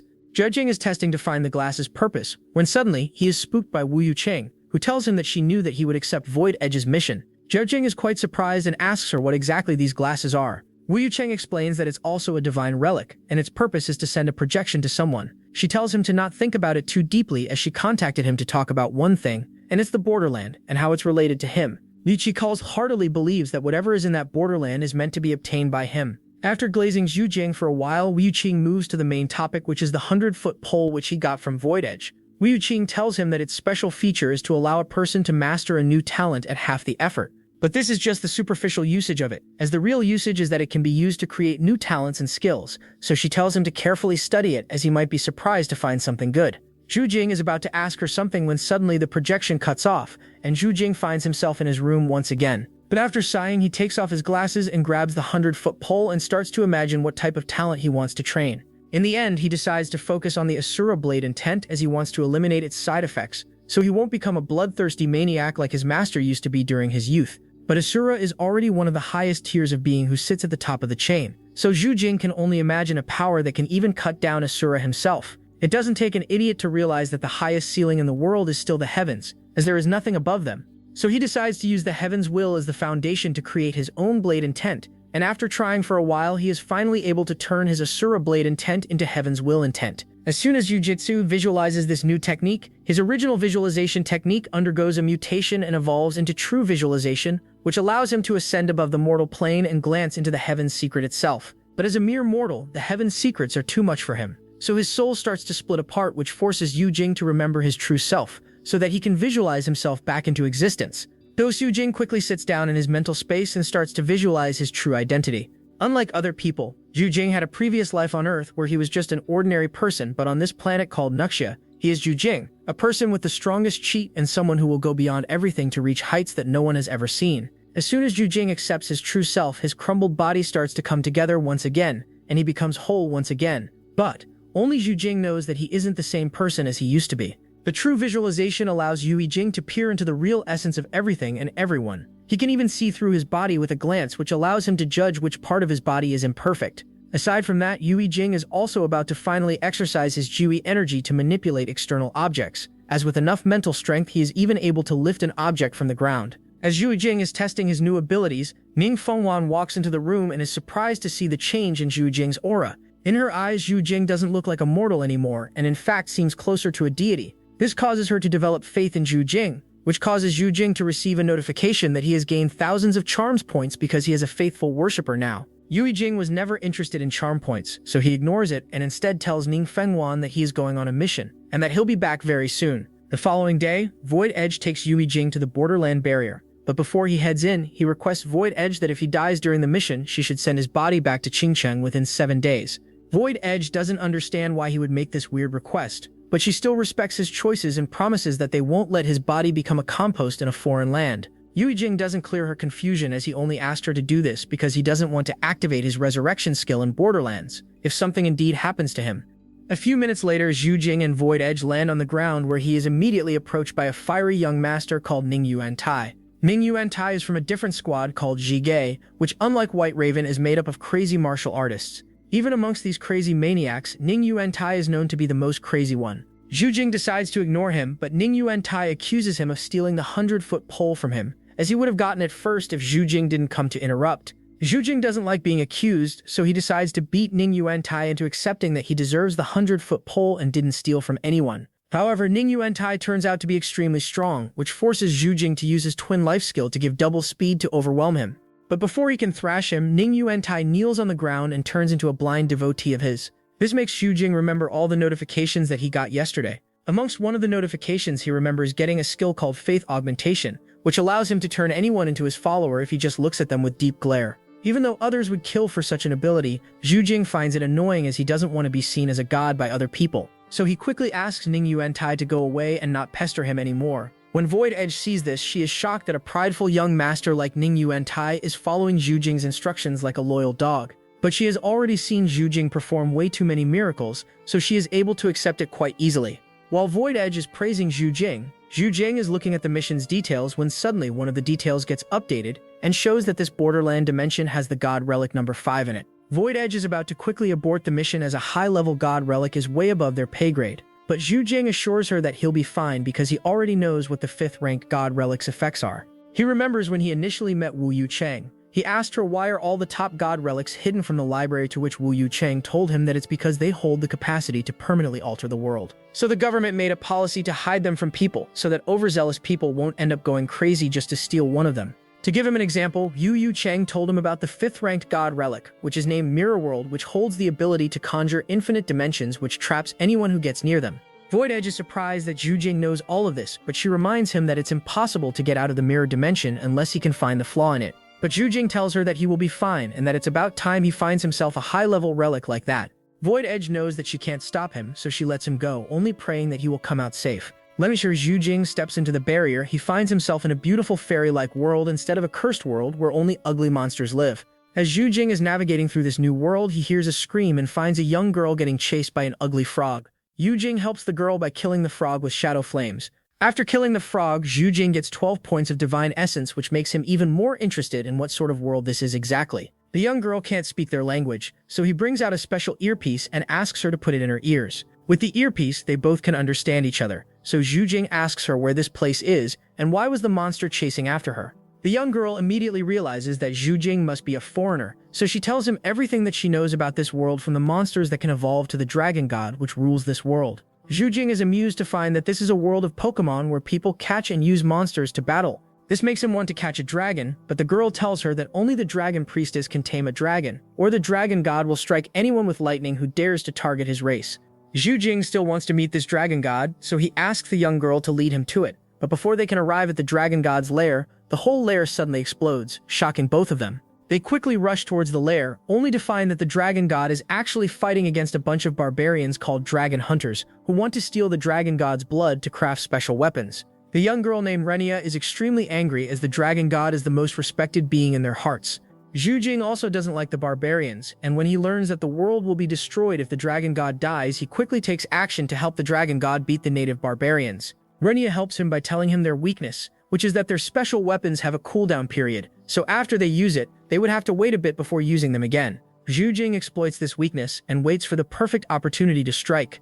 But the barbarians have perfect teamwork and don't give him any opportunity to strike until the dragon god goes into berserk mode, which forces the barbarians to scatter in different directions to protect themselves. Using the chaos as an opportunity, Zhu Jing shoots down one of the female barbarians, which causes their leader to become furious as he asks the enemy to come out.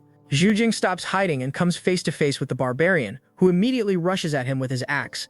Even though Zhu Jing knew that the barbarians are strong, but after fighting one of them, he realizes that he still underestimated them. So he stops trying to find a way to defeat them, and instead waits for the dragon god to recover the strike down the barbarian leader itself. After a few seconds, the dragon god finally recovers enough energy to strike down lightning at the barbarians and immediately strikes their leader, turning him into a medium-rare steak. But even after taking down the barbarians, the dragon god doesn't stop, as it even starts to target Zhu Jing, who was trying to help it out.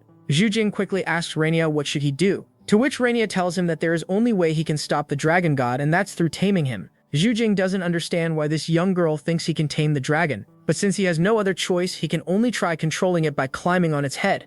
So Zhu Jing quickly conjures a string from his shadow flames and shoots it towards the dragon god's head, so that he can climb it and try to communicate with it so that it would stop attacking him. But the dragon god suddenly starts flying into the sky, which causes Zhu Jing to grab onto his head with full might, as he fears that he might fall down and get squashed like a meat patty. But just when he grabs the dragon god's head, he starts to absorb its divine essence, which makes him pleasantly surprised, as he hopes it will give him enough divine essence to grab his divine skills to the next level. Yui guys, Zhu Jing is flying through the skies. Renia is standing on the ground in complete shock when suddenly a woman appears behind her and tells her that she is the mirror's spirit. The mirror spirit tells Renia that she didn't expect the indigenous people of the borderland to have this level of strength to be able to ride a dragon, but Renia corrects her and tells her that Zhu Jing is an outlander who came from the other side. This surprises the mirror spirit, who realizes that Zhu Jing might be the person that she has been waiting for all this time. Meanwhile, back to Zhu Jing, he is struggling to keep hold on to the dragon god, so he decides to forcefully control it by making rains from his shadow flames and using them to control the dragon, just like how knights controlled their horses. Zhu Jing's plan works splendidly, as the system even rewards him with the skill of dragon riding, but as its side effect, Zhu Jing angers the dragon god, who makes it his life's mission to kill Zhu Jing by dropping him on the ground. As soon as the dragon god starts diving towards the ground, Zhu Jing knows that he will definitely die if he doesn't jump off at exactly the right moment. Fortunately, his plan works again, and he survives the fall. As a reward, he even levels up his dragon riding skill, and even his shadow flame divine skill gets a boost, and unlocks a new ability to resist dragon might. This makes the dragon god involuntarily submit itself to Zhu Jing, as it calls him master. After Zhu Jing successfully tames the dragon god, Renia rushes towards them to check whether the dragon is alright. On the other hand, the mirror spirit is more worried about Zhu Jing, as she checks his bodily condition by touching him all over the place. Zhu Jing is about to stop her, but then he realizes that he can absorb divine essence from her, This makes him assured that she's also a divine relic, but doesn't know what sort of divine relic she is. The mirror spirit tells him that she's the spirit of the rank 5 divine relic, Mirror World. But Zhu Jing doesn't believe her, because he can only absorb only a pitiful of divine essence from her body. The mirror spirit stops lying and tells him the truth that she's number 1008 divine relic called Man in the Mirror. She also tells him that she's trapped in the mirror world and is suppressed by the rank 5th divine relic. Zhu Jing asks her how they can get outside, to which she replies that there is only way, and that's to obtain the core of the world and reveal the flaw of the dimension. Zhu Jing becomes a bit dispirited after hearing this, as he doesn't know where to find the core of the world in such a huge dimension. But that's where Renia steps in and tells Zhu Jing that the dragon god is the core of this world, which is why she was worried that the world might be destroyed if the dragon god is killed. Zhu Jing quickly turns to the dragon god, who tells him that he can share its power with them. But the mirror spirit is too weak, so it can only share its power with Zhu Jing. Zhu Jing accepts its power, but he channels it into finding a solution, which causes him to visualize the 100-foot pole into existence instead. This surprises him as he has already used it once already, so it should have disappeared. But with a divine relic in his hands, Zhu Jing is able to accept the power of the dragon god. The mirror spirit also joins hands with him and is able to sustain herself till she can finally break past her limits and gain control of herself again. But Zhu Jing still has the biggest gain, as the dragon god's power is full of divinity, so the 100-foot pole in his hands also starts to absorb it and starts evolving to the next level. Since mirror spirit is a low-level divine relic, it's the first one to evolve, but to complete its evolution, it needs to shatter itself to be reborn anew. After being reborn, the mirror spirit is able to sense the location of the mirror world more accurately. After finding it through her divine sense, she realizes that it's already been picked by a barbarian who seems to be under the control of the mirror dimension. Zhu Jing is just glad that they can finally locate the mirror and asks her to not worry and get used to her new powers instead. Meanwhile, Zhu Jing tests his new skills that he got through the evolution of the 100-foot pole. One of the skills is called Dragon Horn, which grants Zhu Jing the ability to use the lightning element of the dragon race to grow horns on his head. So while Zhu Jing is in this state, he is able to freely manipulate the lightning element to conjure ropes that can lift even giant boulders. Zhu Jing remembers reading in the science book that electricity is also connected to gravity, which is why he is so easily able to lift heavy things off the ground. He tries this effect on himself and is surprised to find that he can float with the help of dragon horns. The mirror spirit, the dragon god, and Renia applaud Zhu Jing for gaining yet another ability, especially one that's related to the divinity of the true dragons themselves. As Zhu Jing finishes testing his skills, the dragon god informs Zhu Jing that a large batch of his dragonkin are coming towards them, and that they are all being controlled by the mirror divine relic. Zhu Jing asks him if there is a way to save them, but the dragon god tells him that the only way to save them is by defeating them and sucking off their divinity. Zhu Jing realizes that there is no way out of this situation without a battle, so he doesn't hesitate and immediately jumps into the sky to take one of the dragons as his mount, and then ride it in the sky to slay all the remaining ones. Zhu Jing quickly targets a slim-looking fast dragon and is able to easily tame it using his advanced divine skills. Taming a second dragon grants Zhu Jing the skill Dragon Knight, which allows him to ride the dragons more efficiently in combat. With the combination of Dragon Horn, Shadow Flame, and Dragon Knight, Zhu Jing is quickly able to defeat all the dragonkin and gains a ton of divine essence in the process. After 2 hours, even Zhu Jing starts to feel tired, so he returns back to rest for the day. The following morning at dawn, Zhu Jing is awakened by the aura of indigenous people who are being controlled by the mirror to kill the dragon god and destroy the dimension. Amongst these people are also Renia's parents, which makes her feel aggrieved as she can't do anything to help them. And if she doesn't do anything against them, they will destroy the dimension and kill everyone. So she can only step aside and let Zhu Jing do the dirty job. Zhu Jing promises to her that he won't let them suffer any pain.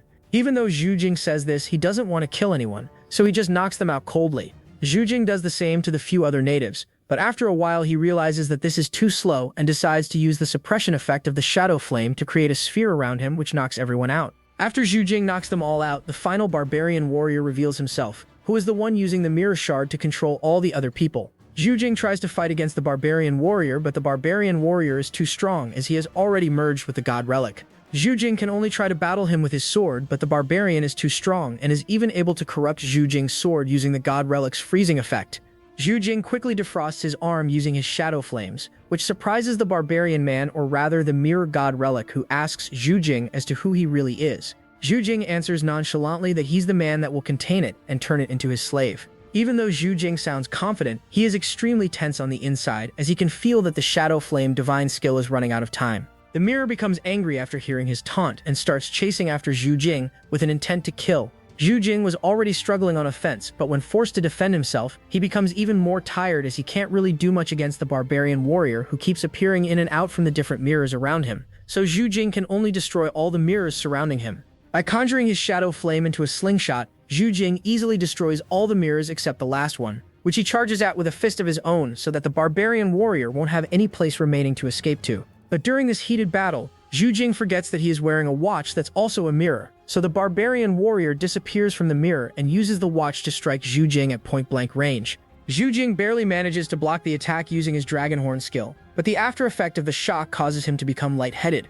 Zhu Jing knows that this shouldn't be because of the sneak attack, but from something that has burrowed inside his body. As soon as he realizes this, Zhu Jing knows that he is cooked, so he decides to reset his character by punching himself in the head so that he won't be controlled by the mirror. The mirror feels disappointed in Zhu Jing as he died so quickly and wasn't able to become his new master, so it controls the barbarian to go and bring Zhu Jing's body and absorb him to gain even more strength. But while all of this is going on, Zhu Jing finds himself in a black space where he is the only person. Zhu Jing wonders if this is afterlife and whether to use the twin life resurrection skill or not. But just then, the shadow flames envelop his body as the system informs him that the conditions to evolve shadow flames have met and if he wants to proceed or not. Zhu Jing finally understands that since death is the shadow of life, the only way to evolve shadow flame is by dying, which is something only he can achieve because to him, death is just a temporary state. Back in the mirror dimension, the mirror god relic is about to eat Zhu Jing, when suddenly his body is engulfed by shadow flames and he disappears from the spot. The next moment, Zhu Jing appears again. He is completely healed out of all of his wounds and has even gained an enhanced skill called Radiant Truth,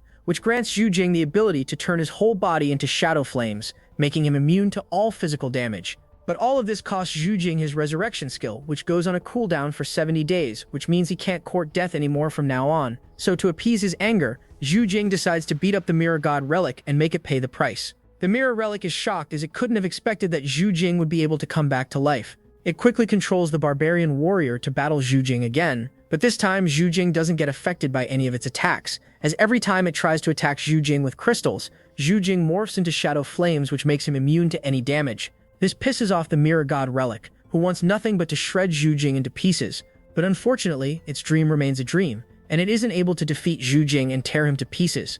Instead, Zhu Jing is the one who shatters its humanoid form into 1,000 pieces. The mirror god relic now finally realizes that all the rumors about his strength were true. Zhu Jing is surprised to learn that there were rumors about him that even spread to the god relics. The mirror replies to him that it doesn't know when it heard about him, but after it learned that there exists someone like him, it became hopeful that he will be able to become its master and protect it, unlike its previous two masters who were not that strong.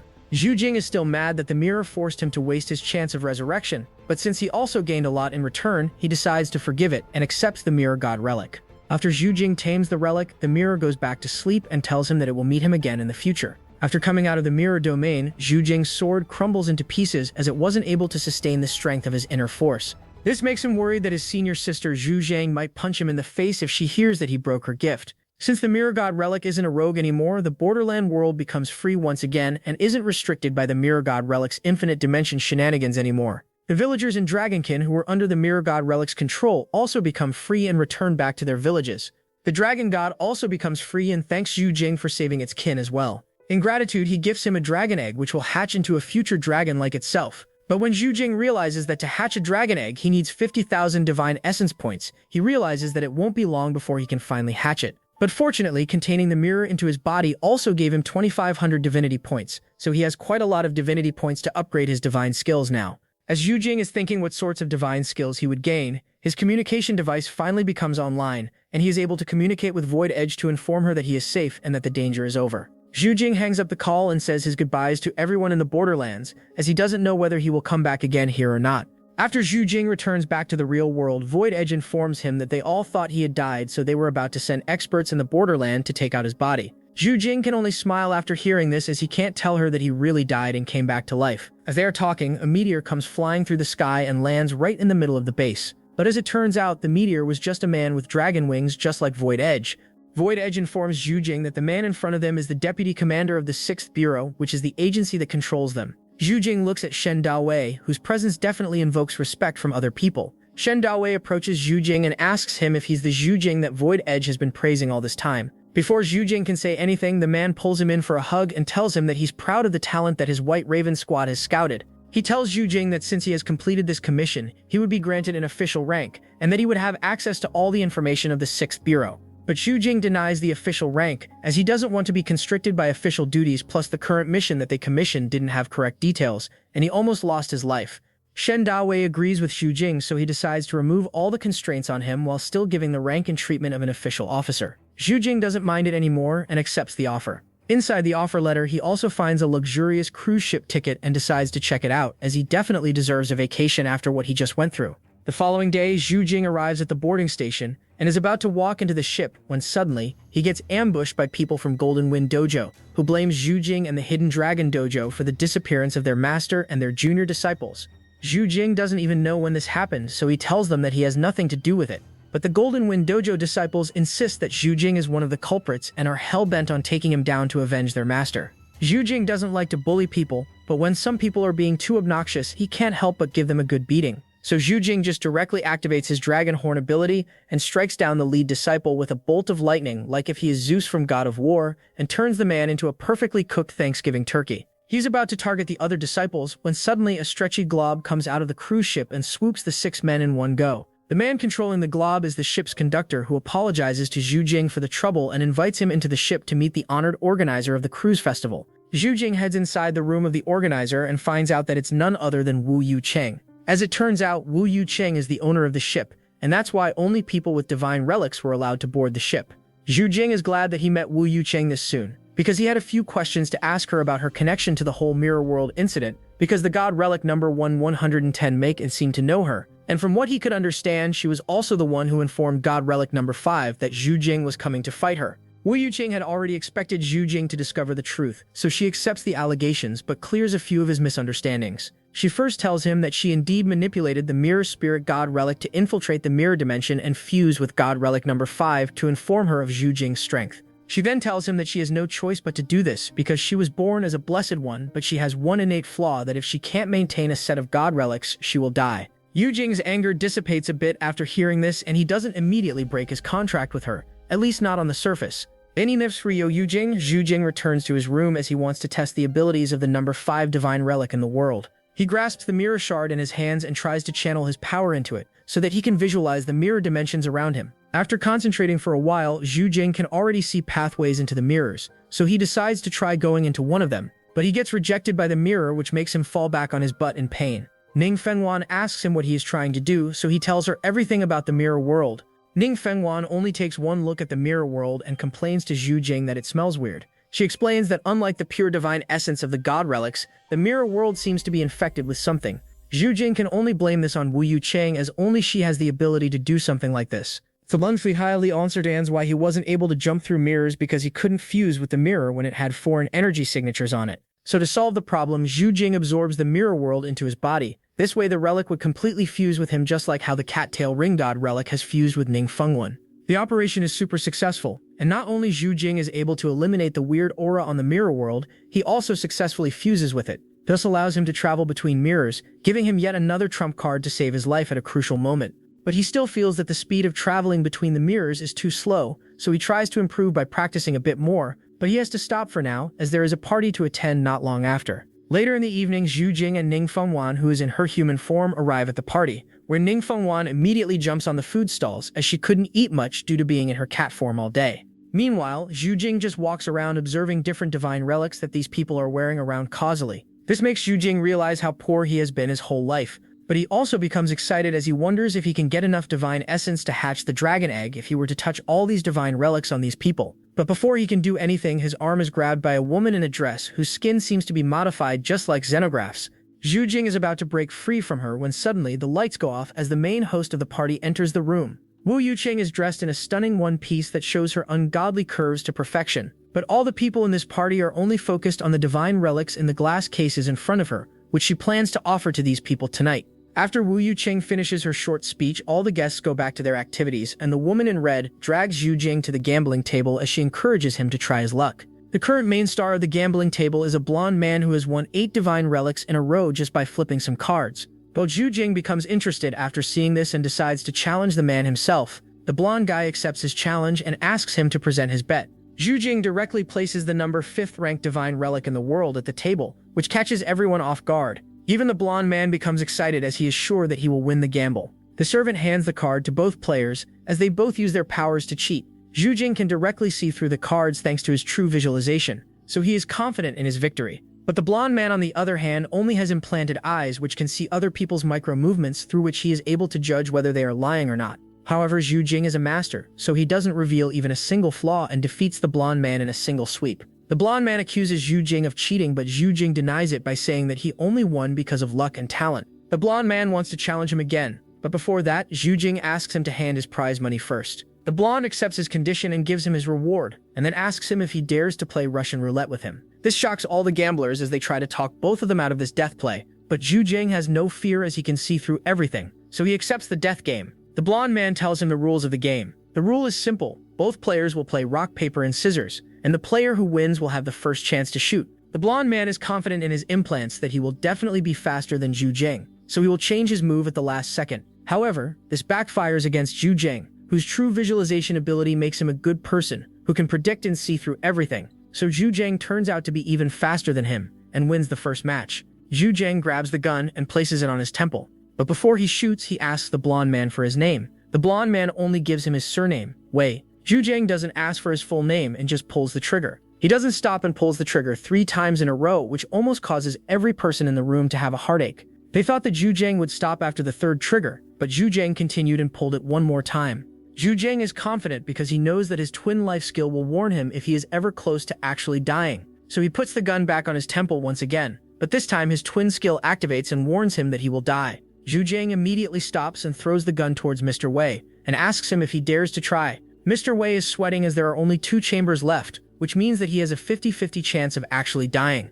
This causes him to give up and admit defeat as he promises to send the money to Zhu Jing. But aside from the money, he still hadn't given Zhu Jing the divine relics, so he reneges on his bet and decides to kill Zhu Jing to silence him. However, Zhu Jing dodges the bullet by activating the doubling effect of twin life and immediately punches Mr. Wei, who is thrown back into the wall. But just then, the woman in red attacks Zhu Jing with a dagger, but he blocks it and then grabs her by the face and slams her into the ground. Back to Mr. Wei. He struggles to stand up after being attacked like that and can't help but shiver in fear as he realizes that they have provoked a monster who can't be tamed. But he has no other choice but to somehow kill Zhu Jing, so he pulls out his trump card, which is a special bullet, and tries to shoot Zhu Jing, but Zhu Jing counters it by throwing a dice at him, which is not any inferior to a bullet. Mr. Wei quickly stands up and tries to blind Zhu Jing by throwing a sonic grenade at him, but Zhu Jing envelops him in shadow flames and easily dodges its effect. But this still gives enough time to Mr. Wei to enlarge his modified arm and use it to punch Zhu Jing. However, Zhu Jing counterattacks his arm with a punch of his own, which splits the enlarged arm into 2 pieces. The Zhu Jing is surprised to see this, as he didn't expect Mr. Wei's whole body to be made of augmented parts. But just when he is about to turn him into scraps, Mr. Wei suddenly changes his target and shoots at Ning Fengwan instead. However, Ning Fengwan easily dodges the bullet, but she has to leave the woman in red, who suddenly stands up and tries to escape. However, Ning Fengwan quickly gets up and starts to chase after her, while Zhu Jing deals with Mr. Wei, who dared to target his beloved Ning Fengwan. It was at that moment that Mr. Wei realized that he had seriously messed up. After taking care of Mr. Wei, Zhu Jing returns to Ning Fengwan, who has also torn apart the woman in red, leaving behind her head only. Even after such destruction, the woman isn't dead, which surprises Zhu Jing, who had previously thought that the cyborg man was the one that was chromed to the max. But as the woman in red is about to say goodbye to her life, she hears the announcement that the sea wasp swarm has surrounded the ship. This causes the woman in red to laugh in happiness, as now all the humans on the ship will die with them.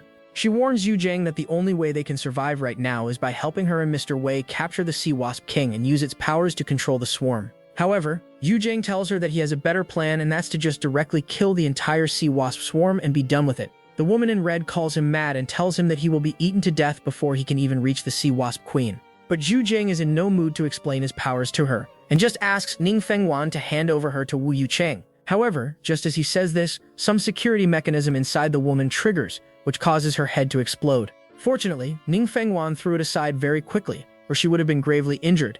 Zhu Jing sends Ning Fengwan away and arrives at the deck of the ship, where he meets the conductor of the ship once again, who hands him a katana and tells him that it's a present from Wu Yucheng to help him deal with the swarm of sea wasps. After accepting the katana, Zhu Jing takes it out from its sheath and infuses it with his shadow flame and launches a slash that cuts the seawater into half.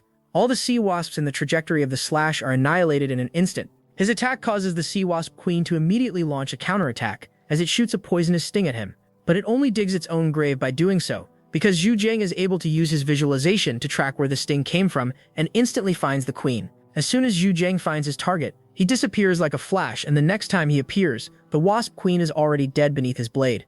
After killing the Wasp Queen, the swarm disperses, and Zhu Jing enjoys the benefits of the battle. The system rewards him with a lot of experience points, which causes multiple of his skills to level up, including true visualization. Aside from that, Zhu Jing also gets 80 divinity essence from the Wasp Queen, as the system recognizes it to be a divinity-infused creature. This gives Zhu Jing another way to farm divine essence without god relics and going to different borderlands. But for now, Zhu Jing can only put these thoughts at the back of his head, as he is more interested in the Sia's queen and how it is able to control the whole swarm. He grabs its dead body and takes it back to the ship and hands it over to Wu Zhang, after not finding anything special about it. So he directly asks Wu Zhang, who exactly were the people who summoned the swarm, and why were they doing so? Zhu Jing tells him that they were from Titan Brigade, a hunter's organization who live and die only in the borderlands, rarely coming out. She also tells him that both of them aren't dead, as the Titan Brigade has a special technology called Deep Blue Network, which allows them to store people's consciousness on a server where they can transfer it to a new body to revive them. However, Zhu Jing doesn't believe that a technology like this doesn't have any drawbacks and that there must be something shady going on.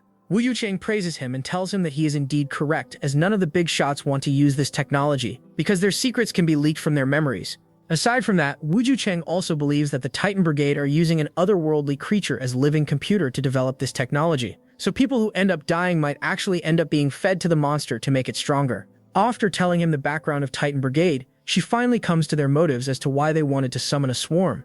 Yu Zhang tells him that they wanted to use the pheromones of the Wasp Queen to find something in the dungeon, so they wouldn't get lost. Yu Zhang believes that it must be something very important, or they wouldn't have sacrificed 2 of their members for it. Yu Zhang can only feel headache after learning all of this, as he can't believe that he managed to make even more enemies without doing anything. Nenning Fengwan blames this on Wu Yucheng, to which Wu Yucheng becomes furious and starts bickering with her. Zhu Jing doesn't stop the 2 women and just heads outside to relax and enjoy some fresh air. But soon he gets bored and starts testing the limits of aiming skill to see whether he can strike at targets from the ship to the city. He quickly grabs one of the bolts on the ship and throws it at a target located around 7 kilometers away from him at the beach.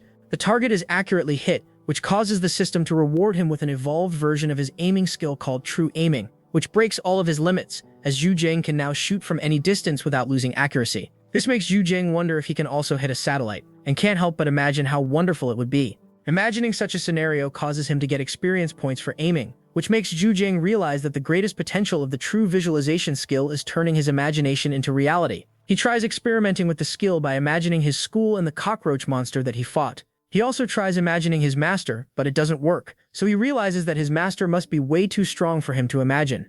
After experimenting for a while, Zhu Jing realizes that he can gain experience from it, but it's way less compared to actual fights, so he changes his strategy and imagines a strong opponent like his eldest brother Meng Boshang, so that he can test his strongest combos on him. This allows Zhu Jing to accurately judge the limits of his body and how far he can push with where he currently stands. Zhu Jing is about to continue on, but then he hears an announcement that the ship will be docked very soon. This causes Zhu Jing to abandon everything, as he remembers that he still hasn't touched any divine relics. So he rushes back to the ship, just like how Epstein rushed back to his island whenever he wanted to touch kids. The following morning, Zhu Jing wakes up with a satisfied expression, as he was able to farm more than 2,000 divinity points yesterday, which he spent all on the dragon egg, as he hopes that it will hatch very soon. As he is caressing Ning Fengwan's fur, he receives a call from the manager of the battle tournament, who called him to inform him about various different participants, so he would be better prepared for the tournament. This reminds Zhu Jing that he lost his sword in the mirror dimension, so he doesn't have any weapon anymore. He also doesn't want to spend any more money on a weapon that will become obsolete after a few battles, so he asks himself why can't he just conjure one using his shadow flames. However, the weapon comes with an added armor set, so Zhu Jing cannot use it in public, or else everyone will know that he is the recipient. Just when Zhu Jing is about to give up, the system informs him that he can still upgrade his shadow flame to the next level, using some divinity points. This makes Zhu Jing realize that he has been only investing points in Twin Life and the Dragon Egg, to the point where he completely forgot that Shadow Flame has saved his life multiple times before. So he immediately starts putting points into Shadow Flame and upgrades it to the next level. The upgrade causes the Shadow Flame to transform into a Shadow Cat, which looks just like Ning Fengwan. However, Zhu Jing can transform it into any form or object. He tries a few things like a cape, and even a sword, which turns out to be pretty sharp and durable, just enough for him to use it in the battle tournament. As Zhu Jing is testing his new skill, he once again receives a phone call from the manager, but this time a doctor is on the other side who informs him that the manager got into a car crash and was brought to the hospital to be treated. Zhu Jing quickly heads to the hospital and learns that the culprit was a rich second-generation elite, whose father has great power, which is why even the police force had to give him some face. However, Zhu Jing is directly connected to the 6th Bureau, so he doesn't fear anyone and beats up the second-generation rich brat, and escorts enough money from him so that the manager would live a stable life in the future without any need to work. But just before the rich brat agrees to his offer, his brother comes up to help him. But when he sees that the person in front of him is Zhu Jing, who is the cousin of Zhu Wan who put their fake gay pictures on the internet, he becomes extremely angry and charges at Zhu Jing with an intent to kill him. But before he can reach Zhu Jing, he is grabbed by a tall, muscular woman who apologizes to Zhu Jing on behalf of her two little brothers and hands him a check of 50 million for the compensation of the manager. Zhu Jing accepts the check but tells the muscular woman that he will only let this matter go if any one of them can take a punch from him. The muscular woman tells him to come at her. Zhu Jing isn't polite to women, so he punches her as hard as he can without demolishing the hospital building. So even though he is only using 30% strength, the muscular woman is still pushed back as she coughs up some blood in pain. Zhu Jing is impressed by her and asks her to send another 50 million to his account, and they will consider this matter to be done. The muscular woman accepts the proposition and introduces herself to be Du Minghu of the Vajra Dojo. Zhu Jing also introduces himself and leaves after taking the check. After he leaves, Du Minghu's two junior brothers are angry that she let him go so easily, but she informs them that Zhu Jing is the disciple of the Dragon King Li Qi, so they shouldn't underestimate him. Meanwhile, Zhu Jing also doesn't underestimate Du Minghu, as he knows that she will be a tough opponent to face in the tournament. So as he waits in the hospital for the manager to wake up, he starts to imagine a battle with Du Minghu and how he can counter her Vajra-style offense and defense. After trying out a few things, Zhu Jing finally manages to defeat her using dragon scales not as a defensive shield but as a sharp weapon. This discovery excites him as he wonders if he can also use the Shadow Flame in a similar manner. Zhu Jing quickly imagines Du Minghu as his opponent once again, but this time he uses the Shadow Flames as an offensive armor and tries to use Du Minghu's soft strength against her. But at the very final moment, Du Minghu turns her soft force into hard force, which penetrates through his spiky armor and directly attacks his nerves inside of his skin. Zhu Jing is baffled by this attack, as he can't comprehend how this even exists inside his knowledge of martial arts. However, after analyzing the attack for a while, he realizes that the essence of Vajra-style techniques lies in the conversion of hardness and softness. By mixing both forces, the martial artists from the Vajra Dojo are able to penetrate through all defenses and strike their opponent directly at their weak points. Zhu Jing wants to learn this style as well, but he doesn't have the knowledge of the Vajra school, so he can only experiment inside his imagination where his real body won't be injured due to chi deviation or physical strain. After trying for hours upon hours in his mental state, Zhu Jing finally manages to bring out half the power of Vajra style. Even though it is far from enough to make him satisfied, he is still glad that he was able to find the right way to use his dragon chi to shift between hard and soft to strike his opponents when they least expect it. Zhu Jing wants to continue training, but the doctor hired by his rich senior sister arrives to check on the sister manager and see if he can heal her. Fortunately, the sister manager only suffered superficial injuries, so after his surgery she will be able to walk in just a few days. Zhu Jing wants to thank the doctor, but he runs away saying that he needs to settle the medical bill with his senior sister. After he leaves, Zhu Jing heads inside the room to meet sister manager, who has woken up after being treated by the miracle doctor. Zhu Jing is about to ask her about her health when suddenly the manager becomes hyper-tense as she tells Zhu Jing that his opponent for his first battle is already drawn out, and it's the worst kind of opponent that he can face in the first round.